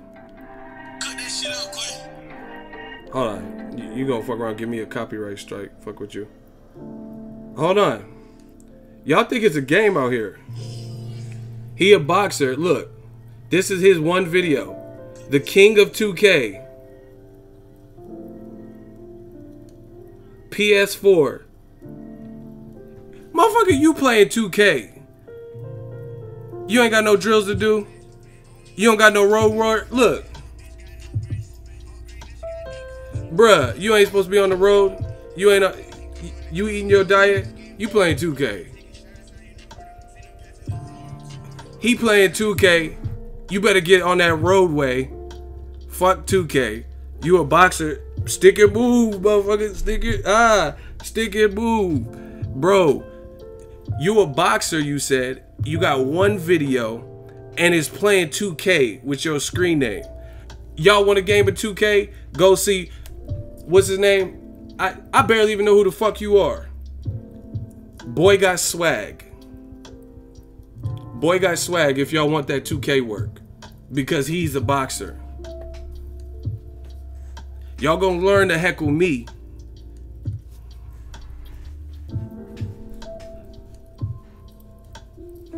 You know who I am.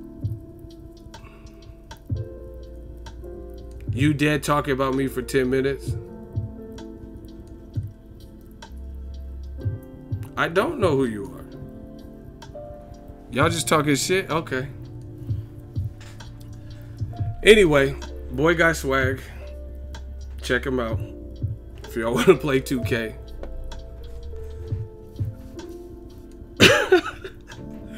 Alright, what y'all want to talk? Man, I'm about to get off. I spent my last joke on him. That shit was funny. He said, I'm the boxing champ. But, bro, you playing 2K. Like, talk about you don't know shit. Look, you and your feelings, coach. Why would I be? I didn't get roasted. Why would I be? Why would I be in my feelings? You didn't roast me. You just said I don't know shit about boxing. Cause I... Okay, cause I box, I can't play 2K. When was that rule made? Bro, you said you just opened your account and the lie detector test determined it was a lie. You opened your account in 2015. Let's get back to the lie. Let's talk about the lie. You did get roasted with that long ass nose, laughing my ass off.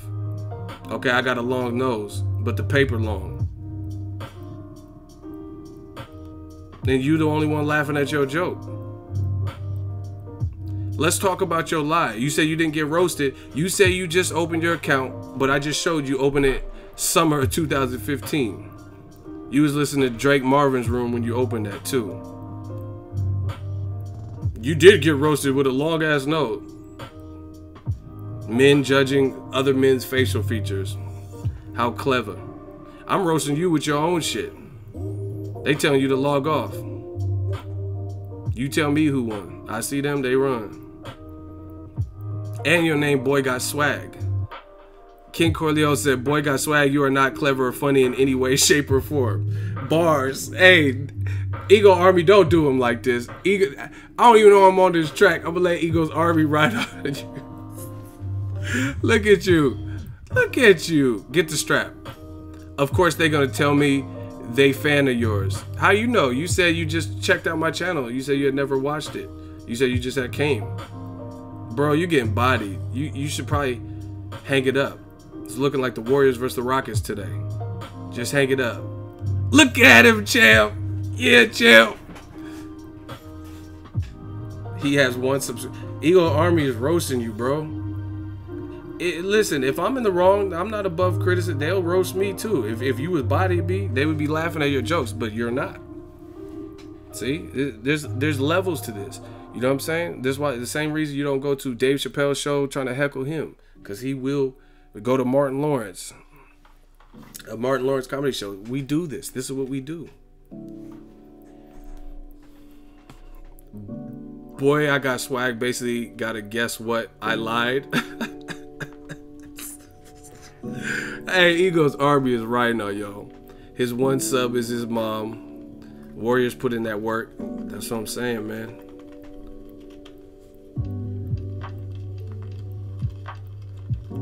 Damn, they going in on. Hey, I'm done. I'm done. Eagle's Army is riding on you. Oh my gosh.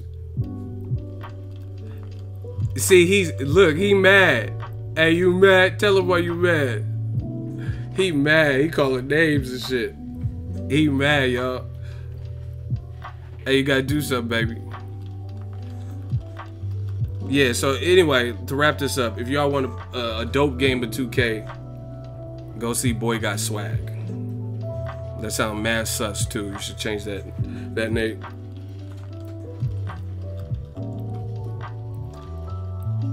It's the internet. None of them got to say, bro, you're done. You've been burned. So enjoy the rest of the show. What were we talking about? Joshua Wilder. Oh, let's talk about Triple G. I'm gonna get off after this Triple G shit. Why does Triple G not want to change the deal? Y'all still going in on this, man. I'm trying not to look. It said your swag on 0. Hey, they killing you, bro. You should log off. Don't even read the comments. They're gonna hurt your feelings. Please don't read them. Someone said he Thanos mad. Hey, I'm done. Triple G versus Canelo. I don't see why he's trying to amend the deal. And according to Oscar, he's saying no, they ain't switching the deal. What do y'all think? You think Triple G deserves a better percentage from what he agreed to in May?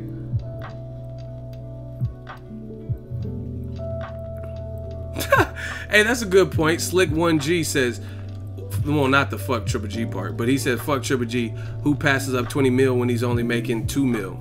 That's a good point.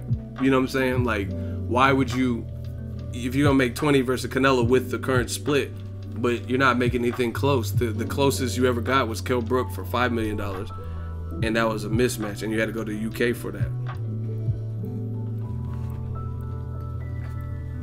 Triple G desperately wants to make as much money as possible so he can retire. Honestly, I think Team Triple G, there's some missteps there. They could have done a lot of things drastically different. One, don't wait for Canelo, and you wouldn't be in this predicament. You should have went on, been undisputed. So if they were trying to strip you and shit like that, it wouldn't have mattered if you had already become undisputed.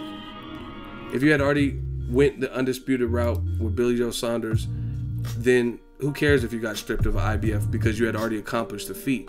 Now it just looks bad. If you fight Canelo, you might get stripped with the IBF. If you don't fight one of your mandatories and you take a money fight, it's going to look bad, like you don't want to fight your mandatories. But you were down to fight your mandatory when it was Dominic Wade, right? Now you've always, for the last couple of years, you've been under Golden Boy / Team Canelo's Cobra Clutch, letting them dictate your every move. Now you're begging for a better split, and they're saying no. Keep it moving, keep it pushing. Right? So, you tell me. Now, De La Hoya's talking about have fun with Derevyanchenko. So he's going to get a lot less money to fight Derevyanchenko. And the same, you know what I mean? I can't say the same amount of danger, but maybe. Derevyanchenko looks pretty good, but it's hard to tell because he hasn't fought at the elite level like Canelo has. You know what I'm saying? I just know he's well schooled amateur wise, has some power from what he showed, but he hasn't stepped up. So I don't know how the fight's gonna be. But on paper, it looks like it's a pretty dangerous fight.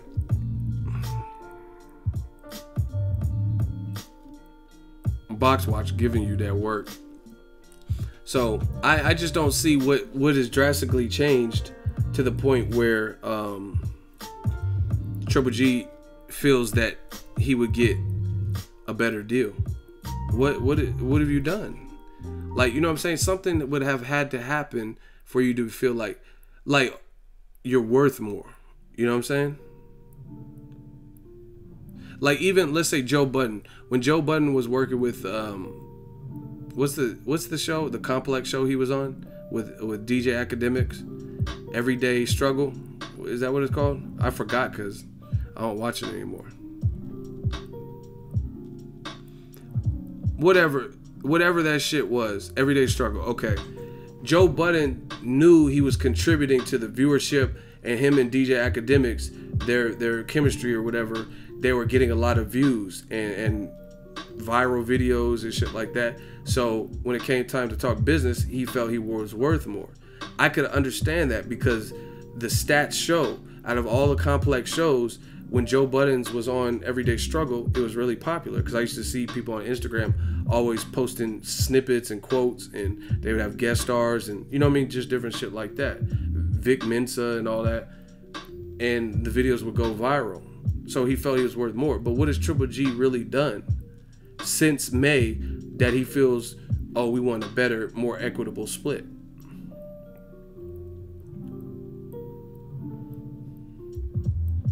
Like I don't get that. I don't get what's happened. Did they cancel Everyday Struggle?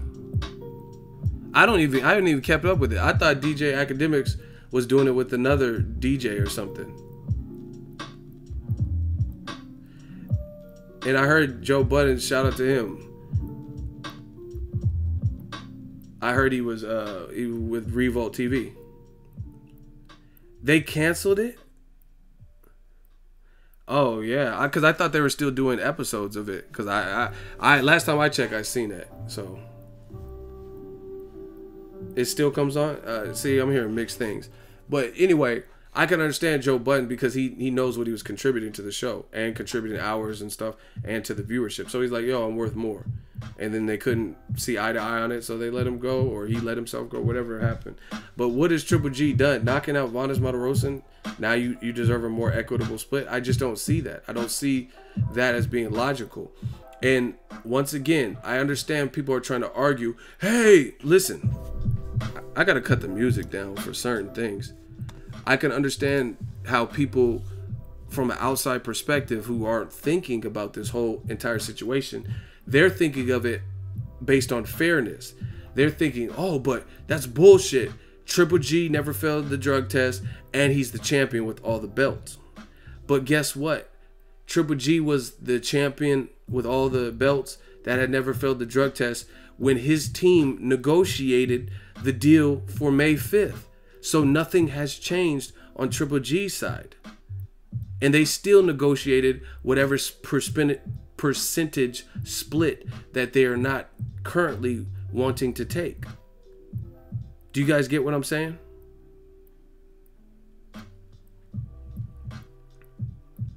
Do you guys understand? Like, does that resonate with people? Do you guys understand what I'm saying? So basically, Triple G, from his side, everything's remained the same. Hasn't failed a drug test. He had X amount of belts, all the belts except for the WBO. And his team still negotiated 30%, whatever it is. I don't know the number. 30%. Well, I just have to make up a number since I don't know the actual number of what they negotiated because it hasn't been publicized. But let's say it's 30%. You knew Triple G was the champion with all the belts except for one, and you knew that he was undefeated. You knew that he had never failed a drug test, and you still allowed for him to accept 30%. And the only reason he did not fight Canelo for the 30% or whatever you guys negotiated was because of Canelo, all of his fucked up shit. So now you're trying to go back to the drawing board because you probably thought about it. And you're saying, oh, we want something closer to 50%. 50%. But if that's the case, you should have understood your value and your positioning in the first negotiations because nothing has changed from your side. Do you get what I'm saying? Absolutely nothing has changed from the Golovkin side except for he knocked out Vanes Matarosan. So now he has one more fight and one more knockout. But it was a knockout we all seen coming.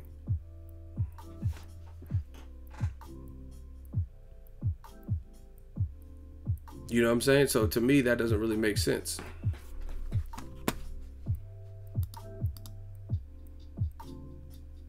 Damn, J-Dog just clapped, dude.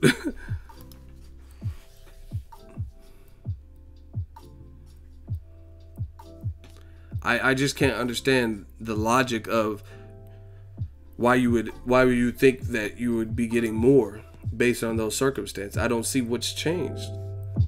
So the problem to me sounds like Tom Loeffler put his fighter in a position and negotiated a deal that they ultimately weren't really even happy with. Because as soon as something happened, now they're trying to renegotiate the deal. But this is business.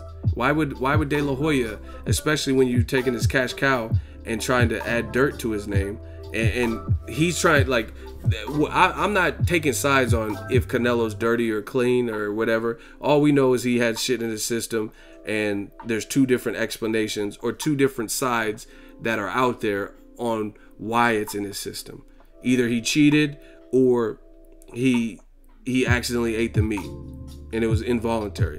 But beyond that, he's trying to clean up his image, do year-round testing, hair follicles, proving that that he was innocent and it was all a mistake, or that's what he's trying his best to do.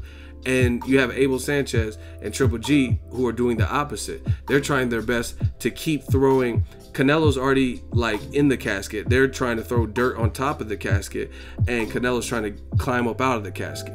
You get what I'm saying? So with all these things considered, why do you believe, since nothing has really changed on Golovkin's side, minus the Vanes Martirosyan knockout, and you know what I mean, and you did similar numbers to Ryan Garcia at the StubHub in terms of attendance, why do you think on top of that you've been trying to, they feel slandered because they're claiming innocence, slander their fighter, and you really think De La Hoya is going to try to rework with you to give you a better deal, give them less money and give you more money because you're worth it? What part of the game is that? Somebody make that make sense. What part of the game is that where you could talk shit about somebody and you think they're going to care about your best interest? Now, they may still work with you to get the fight done, but why would they be eager to give you more money? That doesn't even make sense. That's like, let's say there's a YouTube channel and they were talking hellish shit about me, making diss videos talking hellish shit about me, and then they ask for a shout out.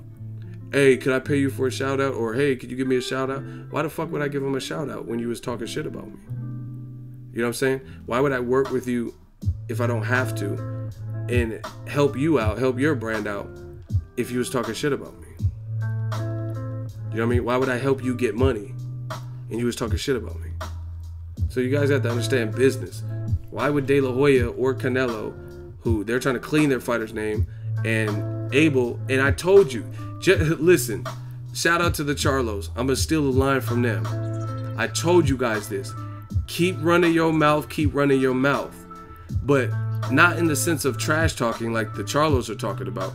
They kept running their mouth talking shit about Canelo. Well, I guess it is in a sense trash talking. They kept running their mouth about how dirty he was and how it's bad for boxing, and he's the dirty cheat and he's been cheating since the first fight. And I told you that was going to come back to bite him. Y'all said I was biased ego. Now you guys are starting to see the ramifications and the effects. Triple G, in my opinion, he might have even been able to fight Canelo on May 5th had his team slowed up, just been mad, and then took out their punishment, whatever punishment they have in store, based on their fight game. But they kept talking shit about Canelo, talking more shit, dirtying up his name even further than it had already been dirtied up with what happened. And in doing that, I think they end up hurting themselves because it put additional eyes and additional spotlight and additional attention on an already fucked up situation, and it made the spot so hot that people started looking at it and started feeling a type of way like, yo, this is some bullshit. If the Nevada State Athletic Commission allows this fight to happen May 5th, then they're clearly on Canelo's side. So once Team Triple G, just look at the timelines. Once they started doing all that talking, that's when everything went downhill. It wasn't when Canelo failed the drug test. Look, study why I would be mad. Go look at the timelines. Canelo failed in February. He failed 2 drug tests in February, and he was never publicly temporarily suspended. It was only after Triple G and Abel did all these interviews with ESPN in March, late March, and they were saying that, oh yeah, he's been dirty. He was dirty in the first fight.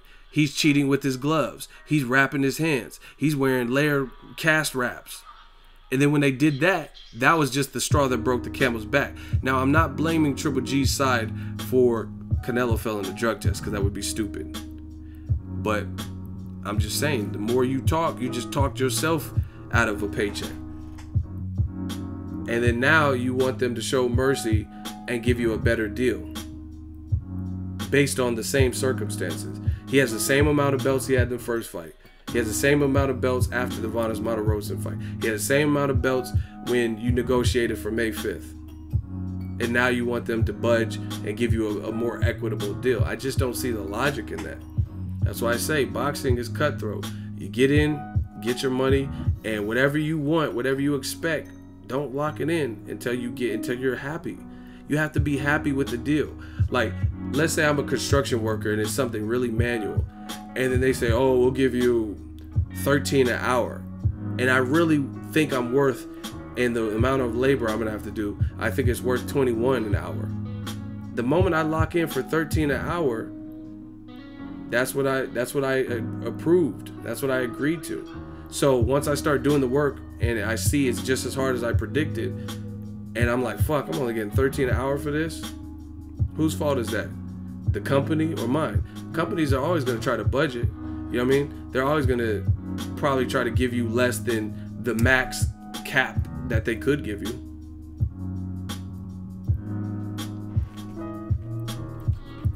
So you got to play the game. That's why it makes more sense to get whatever you think is fair. See, this would have been better if listen, I'm dropping science for y'all. If Triple G's team negotiated the rematch and they said, hey, our position is this. We beat you in the first fight. We really feel that way. We have all the belts. The crowd believes us. Adelaide Burr had a fucked up scorecard. We want 50%. 50-50. And then Golden Boy said, no, we'll only give you 29-30%. Then in the rematch, a lot of people would be on Triple G's side. They'd be like, that's bullshit. He does deserve. Between Adelaide Burr's fucked up scorecard, we thought he won the first fight. He deserves 50-50. But the fact that they locked in a deal that wasn't 50-50, and now because Canelo had something in the system and the whole fight fell apart, and now you're trying to renegotiate, you're trying to get a totally independent deal from that happens to be better. I mean, there's no shame in trying, but I just don't really see, with all things considered, why they think that would happen. Why you think they would give you a better deal after you're talking shit about their cash cow, after you already agreed to this term. You know what I'm saying? Somebody make that make sense. And once again, A side, I'm going to say this one last time. Well, hopefully. I know I'm going to probably end up saying it more than more. But A side doesn't have anything to do with talent. Doesn't have anything to do with who won the first fight. It doesn't have. You could clearly be the A side based off popularity and statistics and resumes and other shit. Mouthpiece, the ability to sell and put asses in seats. So at the end of the day, what I'm saying with Golovkin, I'm not saying that in a perfect world he shouldn't get a better split. What I am saying is, if you felt that you were worth that better split, why did you sign up to rematch him for anything less than that better split that you now request? That's your fault. You know what I'm saying? That's your fault. You got to discuss those things. That is completely your fault, because you locked into a deal. Why did you think the deal would be different? It's the same year. It's not like much has changed. Why do you think it'll be a different deal now? They sent you, they probably had the same contract that they sent you the first time, just a blank version of it, and changed the dates. The venue's probably the same. Everything, the only thing they had to make amendments to is now it says September 15th or whatever. It's probably still at the T-Mobile Arena, and they sent you the same contract. And you're like, hey, wait, no, we don't like this. Like, and see, you can't say, oh, it's because Canelo failed a drug test, because you still want to fight him. You know he failed. No one could go back and take that away. He already failed the drug test. It is what it is. Whether you believe him or you don't believe him, that's already a thing. That's already written, that he failed the drug test. The fact is, you still want to fight this motherfucker who failed two drug tests. So if you want to fight him, then fight him. You can't change the fact that he failed 2 drug tests. The only thing Canelo could do is what he actually has done. Done future drug tests, doing year-round drug tests, and did a hair follicle test and passed it.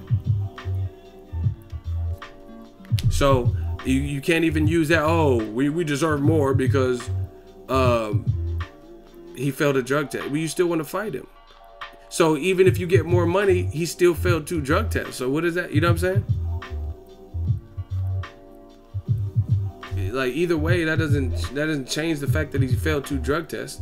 You're still gonna fight him. So even if you think he's cheating or cheated, you're still gonna trying to fight him.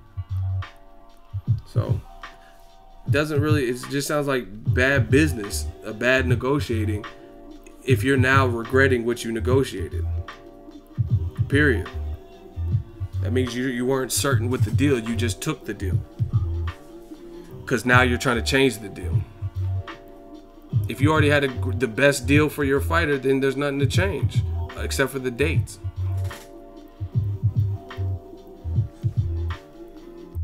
It's that simple. And I haven't heard anyone come up with a logic that tops that, that's more detailed, that makes more sense.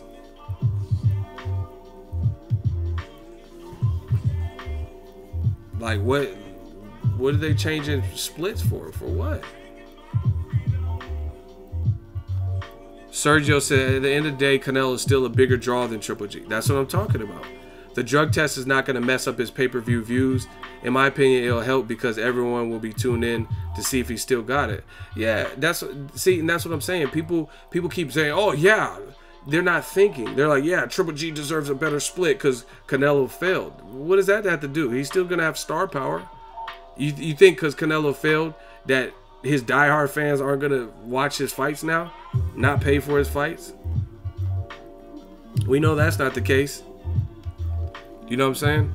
Because, what's the name? Antonio Margarito had big fights after he tried to cheat. He had a fight with Pacquiao. 51,000 people went. 50,000 or whatever. So, it still did numbers. Even though people didn't say, oh, Margarito cheated, so we're not going to watch. They still watched it. So, as far as the drug testing, Canelo's doing what he's supposed to be doing. Do everything you can to try to prove your innocence, whether people believe it or not. That's it. So, to me, it's Triple G's side that's holding up the fight. Oscar's absolutely right. Frank says us Mexicans are loyal. See? That's what I'm saying. You think people are gonna say, like, listen, look at Julio Cesar Chavez Jr. I myself and a ton of Mexican fans have given that man all the chances in the world, hoping that he does well, praying that he does good. You know what I mean? Put some respect on his father's name. So if fans are willing to give Chavez Jr., who's never really showed that he's quite like his dad, and they keep turning out, Canelo versus Chavez Jr. did 1 million buys. So what are you telling me?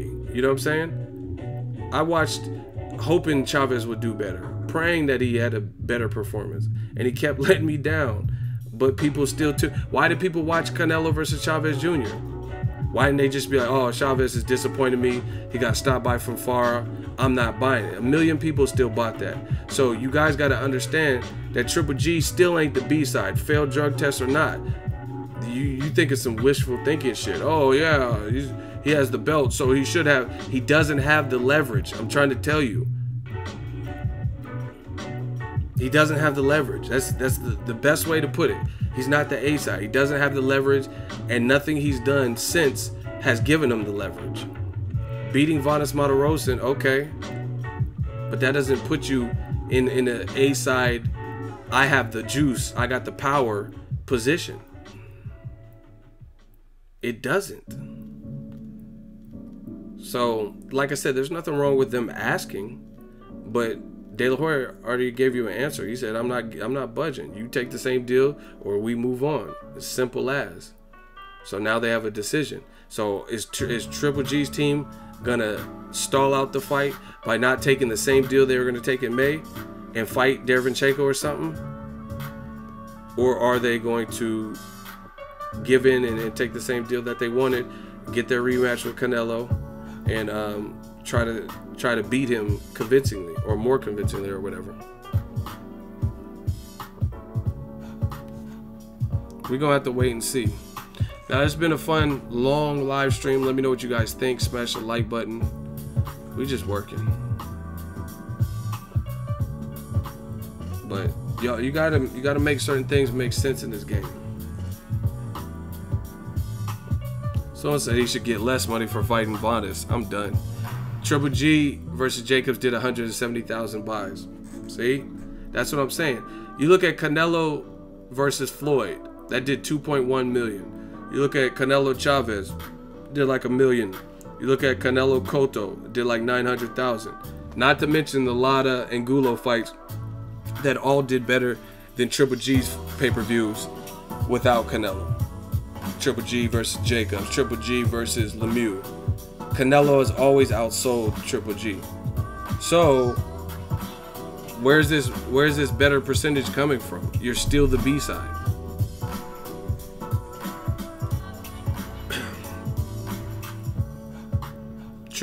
How Triple G begging for a rematch and crying about higher pay at the same time.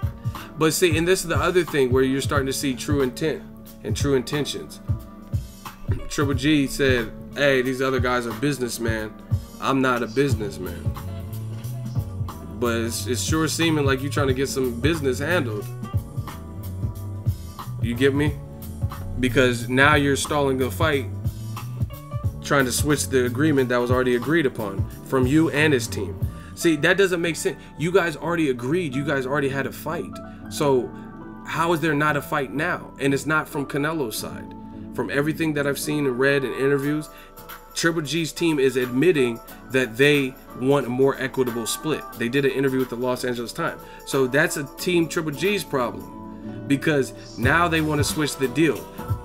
Golden Boy and Canelo are saying, we'll give you a fight, but it's the same terms that you accepted for the May 5th fight. And Team Triple G is like, nope, he's thought about it, and now he wants more of the pot, because he already gave up. If you want more of the pot, then why did you agree to that pot or that percentage in May? It doesn't make sense. It doesn't make sense. If you thought you were worth more, you should have negotiated for more in the rematch. But we already had a fight that was done deal, and Canelo had something in the system, so it unfolded. We getting money, Ego. Let's get it. Yeah, man, I'm out.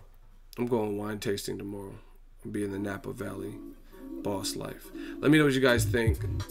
But, yeah, you got to make this stuff make sense to me. Yes, Triple G wants something closer to 50-50. But you got to... You're still the B side. You know, it's just crazy. That's like, let's say we'll take Canelo and Triple G out of it, and then I'm getting out of here. Let's say Errol Spence and Keith Thurman agreed to fight. No. I want to use that example, but I'll use this because this is an actual example, something that happened. And then I'll play off that. Make sure y'all smash the like button. If y'all want to hear this last analogy, can I get a hell yeah in the comment section? Make sure y'all smash the like button. We got to get them likes up. But if y'all want to hear this last analogy that I'll give you, can I get a hell yeah in the comment section?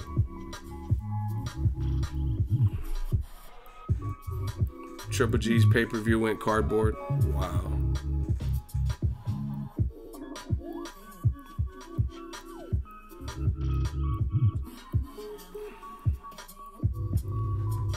Okay, a couple more hell yes and we working. Okay, so I'm gonna use a factual boxing chronological order, and then I'm gonna just tweak it a little to try to mirror it to what's happening and give you guys something you can compare and contrast. Let's go. Everybody remember that Keith Thurman and Sean Porter were supposed to fight earlier than what they fought.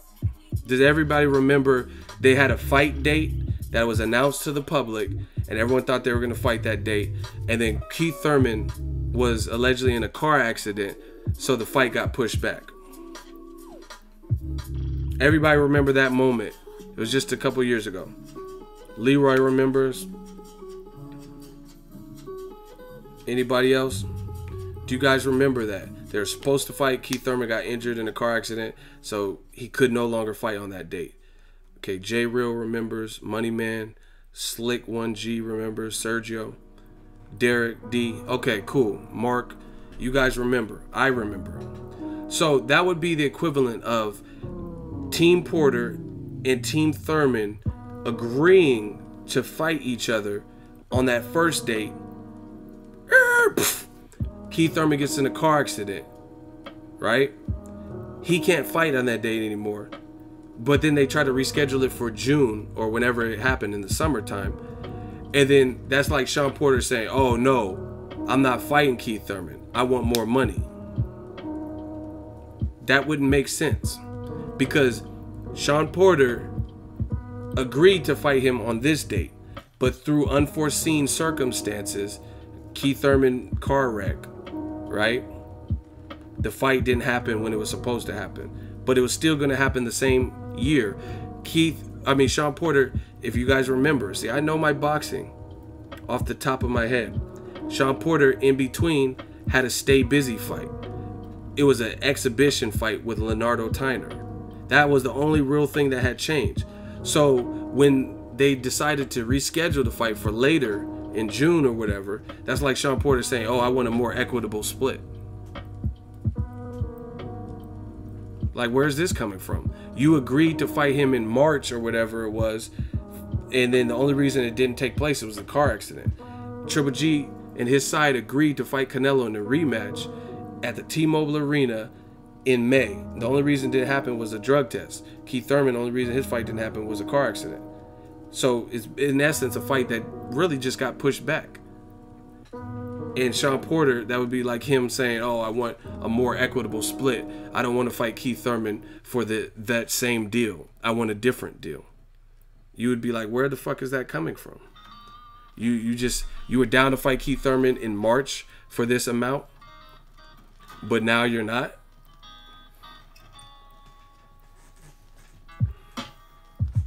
So it sounds like a Triple G problem to me. That's why you have to, they say you don't get what you're worth, you get what you negotiate. That's why you got to make sure when you lock in. Have you ever watched one of them shows like Hardcore Pawn or Pawn Shop? All them shows? The pawn shop, they're trying to get stuff for the low. So if you're willing to sell it and you tell them you're going to sell it to them and sign a contract and all that to sell it to them for cheap, and then on the way home you think about it and you're like, man, why'd I give them that grand piano for $150? That shit was worth $40,000. Whose fault is that? They were haggling with you. You should have walked away. If they were trying to rip you off or lowball you, or you weren't getting what you thought was worth, this happened. This is business. I'm just telling you guys basic business. You signed a contract, said you were willing to sell that grand piano, and even though it's an antique, for $150. These are just random numbers. So on the car ride home, you can't just flip a bitch and drive back like, hey, I want the grand piano back. I don't like that deal anymore. I'm out. Let me know what you guys think. Drop your thoughts in the comment section. We working. Smash the like button. Shout out to New Orleans. Hey, I might try to come out there for Regis Prograves fight. I like that. I like the location too. He's from out there. I never been there. We might have to make that work. And I want to see him fight. Never cover one of his fights. The deal is a deal. Shout out to Big Time. Peace out, y'all. We working.